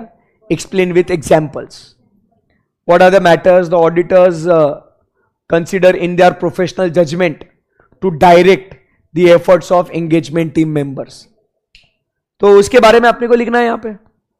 समझा गया बात को? तो जैसा number 1, volume of transactions which may determine whether it is more efficient for the auditor to rely on internal control। Volume of transactions. अभी देखो 2 चीजें लिखे, volume of transactions with internal control. ठीक है? सो क्या लिखा है यहां पे? अगर मान लो फॉर एग्जाम्पल बहुत से ऑर्गेनाइजेशंस में ह्यूज बल्क ऑफ ट्रांजैक्शंस होते हैं, ठीक है ना? बैंक ऑडिट पढ़ा हमने तो उसका एग्जाम्पल लेते हैं। बैंक्स में वॉल्यूम ऑफ ट्रांजैक्शंस क्या बोलना है आपका? कम है कि ज्यादा है? ज्यादा है ना? तो मेरे को गाइड करना पड़ेगा ना एंगेजमेंट टीम को। क्या बोलूं एंगेजमेंट टीम को? जाओ ना जाओ सारे चेक करो इंटरेस्ट पेमेंट बराबर है कि नहीं, जाओ चेक करो जाओ। नहीं, आपको मैं क्या बोलूंगा कि भाई देख तू जा और पहले इंटरनल कंट्रोल चेक कर। क्या चेक कर? इंटरनल कंट्रोल चेक कर। इससे क्या होगा? अगर इंटरनल वॉल्यूम ऑफ ट्रांजैक्शन बहुत है तो क्या हो जाएगा? मैं इंटरनल कंट्रोल पे फोकस करेगा, क्योंकि अगर इंटरनल कंट्रोल अच्छा है ना, आगे का सब काम बराबर हो जाएगा, मेरे को वो कॉन्फिडेंस आएगा। वो इंटरेस्ट पेमेंट या कलेक्शन पे अगर इंटरनल कंट्रोल एक नंबर है, बढ़िया है एकदम, तो इससे क्या होना है, गलतियां होने के चांसेस कम है ना। तो मेरे को ज्यादा वॉल्यूम ऑफ ट्रांजैक्शन चेक करने की जरूरत ही नहीं है भाई। तो volume of transaction check it with the internal controls whether they are reliable और नॉट। अगर इंटरनल कंट्रोल रिलायबल नहीं है तो ज्यादा चेक कर ले भाई, बराबर है कि नहीं। बट अगर इंटरनल कंट्रोल सही है तो कम चेक किया तो भी चलता है। समझा बात को। नंबर 2 पॉइंट क्या कहता है, significant industry developments such as changes in industry regulations and new reporting requirements. अभी इधर जरा ध्यान देने का, इधर बच्चा क्या पढ़ता है, industry developments, industry regulations, reporting requirements. ये industry regulations, industry reporting requirements ही है। पर आप फोकस करो, जब हम लोग बात कर रहे थे स्कोप में, तो उधर भी तो बात करी थी ना sir, specific reporting requirements by the industry regulators, तो that was defining my scope. But अब क्या हो गया, मुझे एंगेजमेंट टीम को बोलना पड़ेगा, भाई वो तो अपन ने देखा, अब तुमको जब डायरेक्ट कर रहा हूं ना, तो मुझे आप देखो, अगर पुरानी कोई चीजें है तो वो तो तुम भली भांति अच्छे से जानते हो, बट अभी इधर वर्ड क्या लिखा हुआ है, न्यू। क्या लिखा है वर्ड, न्यू लिखा है, न्यू। अब इसका मतलब क्या हुआ दोस्त, तुमको ज्ञान देना पड़ेगा मेरे को कि भाई ये नई चीज है, तुम्हें नहीं पता। आज तुम जो पढ़ रहे हो बराबर है कि नहीं, अच्छे से पढ़ रहे हो, एकदम बढ़िया, क्लासेस में करके गए, आर्टिकलशिप में अच्छा सा काम कर रहे हो। अब नया जीएसटी अमेंडमेंट आया, नया ऑडिट में रिपोर्टिंग रिक्वायरमेंट आया, अब क्या करोगे, आपको तो पता होना चाहिए ना कि इसको कैसा काम करना है। तो क्या करना पड़ेगा, I have to as a principal, I have to direct you ना, your efforts should be directed for what, the new reporting requirements. नया क्या आया उसके हिसाब से, समझ में आया। तो दोनों में डिफरेंस आप समझिए, scope will be defined based on the reporting requirements, but when I have to give you the direction, it depends upon what new things are coming, accordingly I will guide you ना। क्या होता है, बच्चा वो new वाला word है ना, वो कन्वीनियंटली स्किप कर देता है उसको, और फिर वो देखता है इधर भी सेम है, इधर भी सेम है, सर दोनों में डिफरेंस क्या है, समझ में आया आपको। नंबर 3 वापस से क्या लिखा है, देखो फोकस करना है। फाइनेंशियल रिपोर्टिंग फ्रेमवर्क तो स्कोप में भी पढ़ा था, अभी इधर क्या बोला, चेंजेस। अगर फाइनेंशियल रिपोर्टिंग फ्रेमवर्क में बदलाव आ रहा है, भाई पहले जो था इट वॉज शेड्यूल 6, फिर आया रिवाइज शेड्यूल 6, फिर कंपनीज एक्ट ही चेंज हो गया मालिक, फिर आया शेड्यूल 3, और शेड्यूल 3 में बोलता है कि आपने फाइनेंशियल स्टेटमेंट्स बनाने चाहिए अकाउंटिंग स्टैंडर्ड्स के हिसाब से। अकाउंटिंग स्टैंडर्ड्स भी तो कभी कभी रिवाइज होते हैं। तो अगर ये फाइनेंशियल रिपोर्टिंग फ्रेमवर्क में अगर चेंजेस हो रहे हैं, तो मेरे को वापस से आपको बताना पड़ेगा ना कि बच्चों these are the changes, accordingly we have to direct our efforts. समझा, ट्रू एंड फॉल्स में ध्यान में रखना। Changes in financial reporting defines the scope, no, financial reporting framework defines the scope, changes is going to help you to direct the engagement team efforts. ऐसा पढ़ते तो भाई मजा आता। क्लियर है एकदम। क्या हुआ बर्थडे बॉय, फिर क्या करने का बोलू क्या मैं तेरे को, घर जाने का, भाग के बेड पे ऐसा उल्टा ऐसे लेट जाने का, और बहुत रोने का, रोने का रो हो गया ना, रोके। देखो तुम ना समझो बात को, ऐसा रोने का नहीं, मेरे को याद ही नहीं होता, मेरे को ऐसा ही नहीं होता, वैसा ही नहीं होता, ये सब मन की बात है।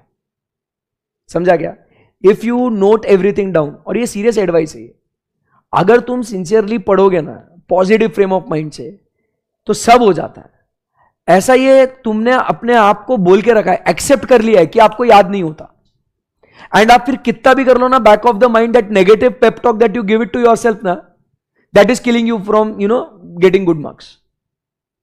तुम अपने आप को बोल दोगे ना कि नहीं होगा, देखो ये पूरा मेंटल गेम है। Your mind decides what you can do, mind is a very powerful tool. एक एग्जाम्पल देता हूं मैं, कभी अगर जिम विम में जाते हो, वर्कआउट करते हो, सो अगर वो 2.5 किलो का भी डंबल रहेगा ना, 5 किलो का भी रहेगा ना, अगर तेरा मेंटली तुमने बोल दिया ना कि you cannot lift it, you cannot lift it, भले ही वो बहुत ईजी है। और यही जब तुम ट्रेनर के साथ वर्कआउट करते हैं ना, बराबर है, तुम कर रहे हो, वो सेट मार लिया, तुम पानी का एक ब्रेक लेने जाते हैं ना, तब तक वो 1 प्लेट 2 प्लेट बढ़ा देता है, आपको नहीं बोलता हो, यूर लाइक सर हेवी हो रहा, चलो ठीक है, and you start pulling up the weight, your like sir अच्छा जा रहा है, इजी है, फिर वो बोलता है देख 2 प्लेट एक्स्ट्रा दी है, समझा क्या? अगर तुमको पहले पता होता ना कि you are lifting the extra weight, oh sir नहीं मैम, सर ऐसा नहीं करने का, नहीं जा रहा ऐसा वैसा, इट्स ऑल माइंड गेम। तो रिमेंबर, आज से बर्थडे पे, बर्थडे ना तेरा, प्रॉमिस कर अपने आप से कभी भी नेगेटिव टॉक नहीं करने का, ये बहुत इंपॉर्टेंट चीज है। और एक लाइन मैं हर क्लास में बोलता हूं, आप ध्यान से सुनना, whatever is right now it will pass, this too shall pass, अच्छे दिन हो या बुरे दिन हो, समझा क्या? नथिंग स्टेज परमानेंट और फॉर एवर, यह ध्यान में रखने का तुम। आज अगर तुम इस पोजीशन में अटके हुए हो ना, मेहनत करो, बहुत मेहनत करो, ऐसा टाइम आएगा आपको लगेगा कि what are you doing with your life, you have no life, trust me, लगेगा ऐसा, बट सही में बता रहा हूं, तुम्हारी लाइफ नहीं है अभी, तुम तुम्हारी लाइफ बना रहे हो। अभी तुम ये मत सोचो कि सर क्या सड़ियल जिंदगी है, झंड हो गई है जिंदगी and all the things that, और लोग बोलेंगे हाँ भाई तेरी जिंदगी नहीं है, और जब आप नॉन सीए फ्रेंड्स के साथ अपनी लाइफ को कंपेयर करते हो तो फिर तो लगता है कि बहुत ही वाहियात है आप। तो ये सब नहीं करने का, तुम्हारा अभी ये टाइम इन्वेस्टमेंट है, ये तुम अभी जितना अपने आप को एकदम ऐसा अपलिफ्ट करोगे, पॉजिटिविटी रखोगे, उतना बेहतरीन रिजल्ट्स आप डिलीवर कर सकते हो। समझा क्या बात को? From August 16th till date मेरा शेड्यूल क्या है? From morning 9 till evening 10 o'clock 11 o'clock I am continuously taking lectures back to back. But मेरे को यह मालूम है कि आज अगर मैं मेहनत करेगा तो कल मेरे लिए बहुत अच्छा होगा। You getting my point? मैं भी अगर ऐसा रोते बैठूंगा ना, क्या यार कितनी मेहनत कर रहा है, क्या कर रहा है, ये स्टेज पे आने के बाद भी इतना करना पड़ रहा है ना, ऐसा वैसा, I can never grow in life, and same applies to you. समझा? तो इंसान का सबसे बड़ा दुश्मन क्या है? The negative talk that you give to yourself. क्यों करना है ऐसा? देखो इवेंचुअली आपको पता ना कि आपको पढ़ना है करके, आपको पास होना है ना, सीए बनने की इच्छा है क्या कि जबरदस्ती कर रहे भाई ये डिसाइड कर लो पहले, ये फास्ट ट्रैक रहने तो कुछ नहीं होना, फिर भगवान आगे बढ़ा देना तो भी नहीं होना आपसे कुछ, अगर आप अपने आप को नेगेटिव दायरे में बंधे हुए रखो तो। समझ रहा है क्या? सो ऑलवेज रिमेंबर, आज नहीं होगा कल होगा, बट होगा। और शुरुआत जो है ना, it is always difficult, start is difficult, but when the things get going it's get going, एकदम फिर माहौल, वो एक पुश जो होता है ना, वो जरूरी होता है। 1 attempt 2 attempt 3 attempt, it does not define you, ठीक है ना? Your friends have surpassed you, you are still left behind, attending classes, doesn't matter, उसमें कोई शर्माने वाली बात नहीं है। हार जीत हर खेल में होती है। इंडिया पूरा एंड तक अच्छे से खेला वर्ल्ड कप फाइनल में, क्या हुआ वर्ल्ड कप फाइनल में? उधर हार गए, क्या हुआ? हार जीत होती रहती है। आप बोलोगे कि सर मैंने इतनी पढ़ाई करी बट इवेंचुअली मेरा रिजल्ट नेगेटिव आया, कोई बात नहीं। क्या इंडियन क्रिकेट टीम ने क्रिकेट खेलना छोड़ दिया क्या? खेलना छोड़ दिया क्या? खेल रहे हैं ना, उतना ही डिटर्मिनेशन, उतना ही स्पिरिट के साथ। Then what is stopping you? पापा मम्मी से बात करो, कभी बिजनेस में कभी फेलियर्स आए या नहीं आए देखो। मम्मी ने कभी घर में प्रॉब्लम्स फेस करे या नहीं करे देखो। मम्मी ने ऐसा थोड़ी बोल दिया कि छोड़ के जा रही हूं, तुम रहो तुम्हारा। हुआ ऐसा कभी? शी स्टूड बाय यू ना, she is there with the family ना। अप्स एंड डाउन्स हर वॉक ऑफ लाइफ में है, ये जिंदगी है, it's not a fairy tale. बहुत मार खाएगा तू बर्थडे के दिन, ठीक है? चलो, कहां थे हम लोग? Significant changes in the financial reporting framework. ठीक है, तो चेंजेस अगर हो गए तो डायरेक्ट करना पड़ेगा, चेंजेस अगर करे तो डायरेक्ट करना पड़ेगा। फाइनेंशियल रिपोर्टिंग फ्रेमवर्क तो वैसा ही क्या कर रहा है, अपना स्कोप तो डिफाइन कर ही रहा है वो। तो कौन सी बातें हो गई, एक तो वॉल्यूम ऑफ ट्रांजैक्शन, उसमें कितना चेक करना है कितना नहीं वो डिपेंड करेगा इंटरनल कंट्रोल्स के ऊपर। नंबर 2, इंडस्ट्री रेगुलेटरी रिक्वायरमेंट्स, तो स्कोप तो डिफाइन करेगा, बट अगर उसमें कुछ नई बातें आई तो डायरेक्ट करना पड़ेगा।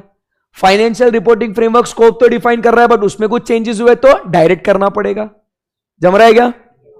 आखिरी में क्या कहता है वो, अदर सिग्निफिकेंट रेलेवेंट डेवलपमेंट्स, मतलब वापस से ये डेवलपमेंट्स की बात हो रहा है, मतलब नया कुछ आ रहा तो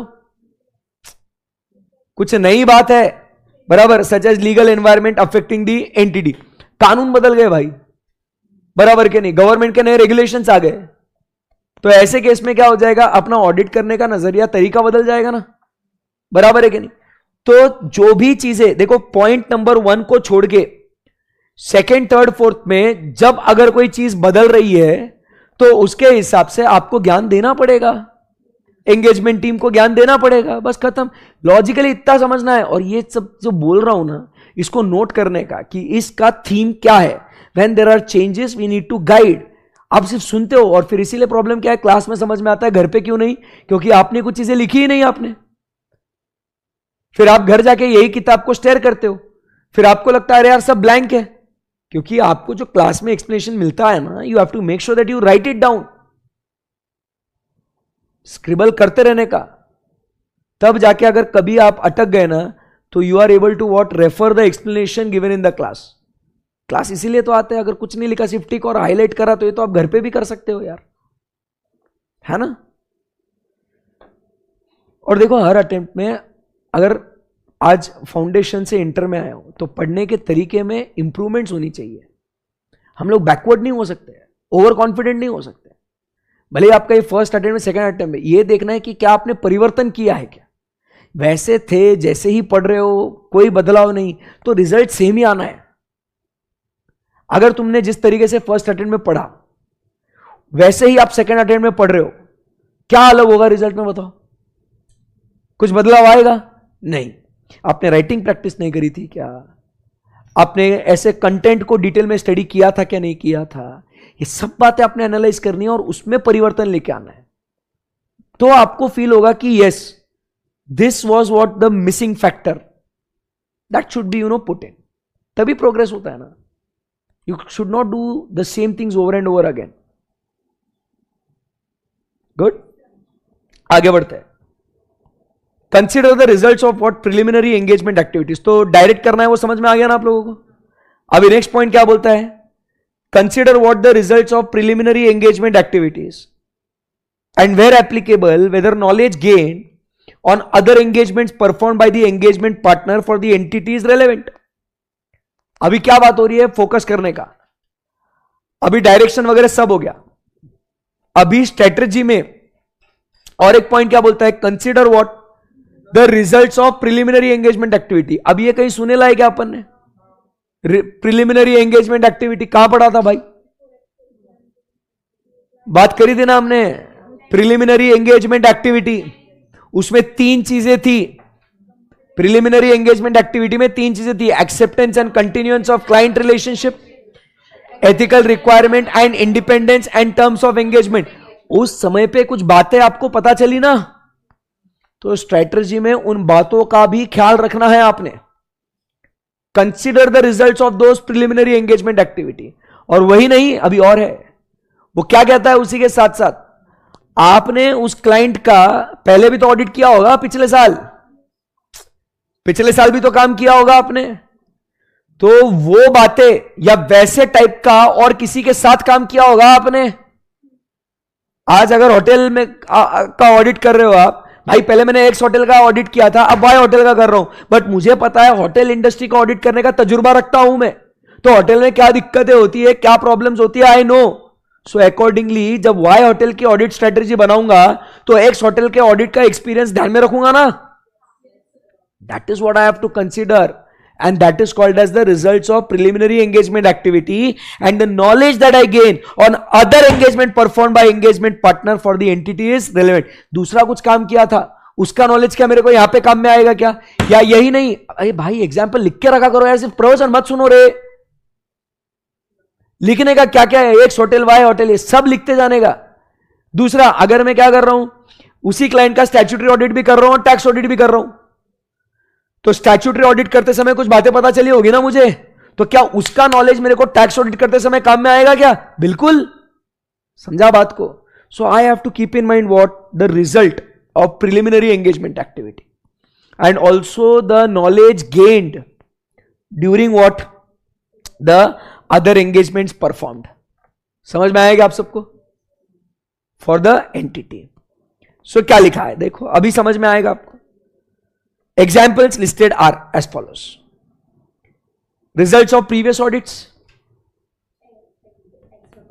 पिछले ऑडिट्स का जो है वो क्या कहता है? That involved evaluating what? Operating effectiveness of internal controls. The nature of identified deficiencies. Deficiencies मतलब shortcomings, lapses, flaws. लिखिए. And action taken to address them.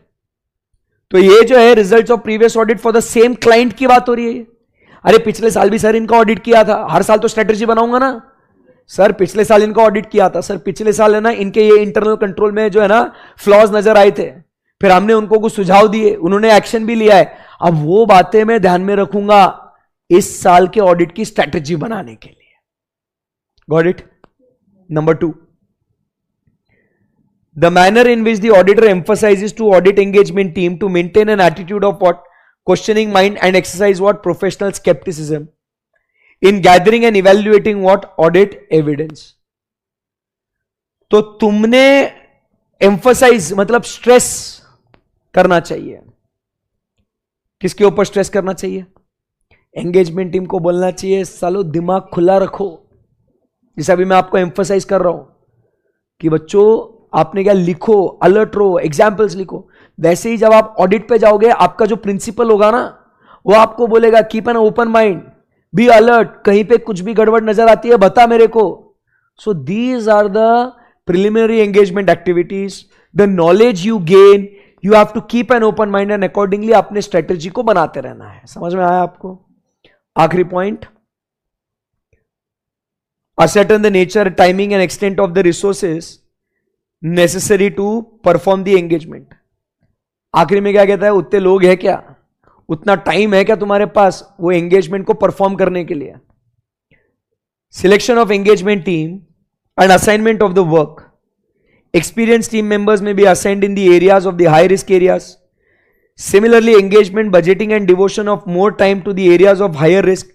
तो कौन से एरिया पे किसको बेचना है, कितना समय देना है, ये भी आपने स्ट्रेटजी में की डिसीजन, आपने एक फैक्टर वो आपने कंसीडर करना है. क्योंकि ध्यान में रखना, ये आपने तो बोलोगे सर ये तो हमने ऊपर भी पढ़ा था ना. हाँ, तो ये इधर अपन कंसीडर करते हैं, उसके लिए वहां पे उसका बेनिफिट होता है. सुनो क्या बोल रहा हूं मैं, दे रहे ध्यान आप लोग? अरे भैया ये बातें अपन क्या कर रहे हैं, ये बातें अपन ने इधर कंसीडर करी, इसीलिए तो ये इधर कंसीडर करी, इसके लिए ये इधर बेनिफिट मिला ना. वो फैक्टर स्ट्रेटजी में कंसीडर किया गया था, इसीलिए ये इधर ऑडिटर को वो असिस्ट करता है.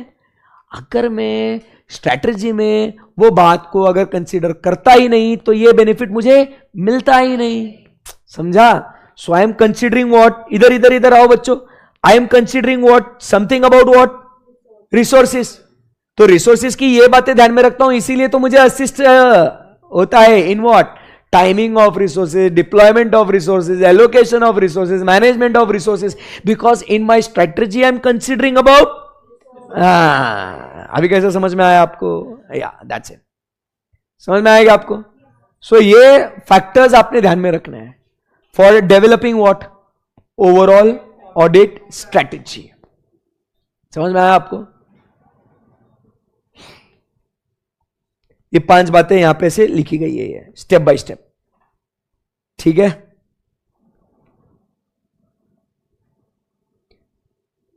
ऑडिट प्लानिंग वाला जो है अभी नहीं स्टार्ट करते हैं, बट कुछ बातें जो है तुरंत हो सकती है।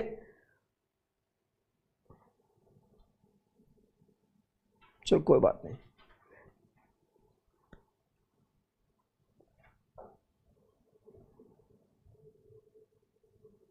चलो ठीक है, कोई बात नहीं, कल खत्म करेंगे, ठीक है,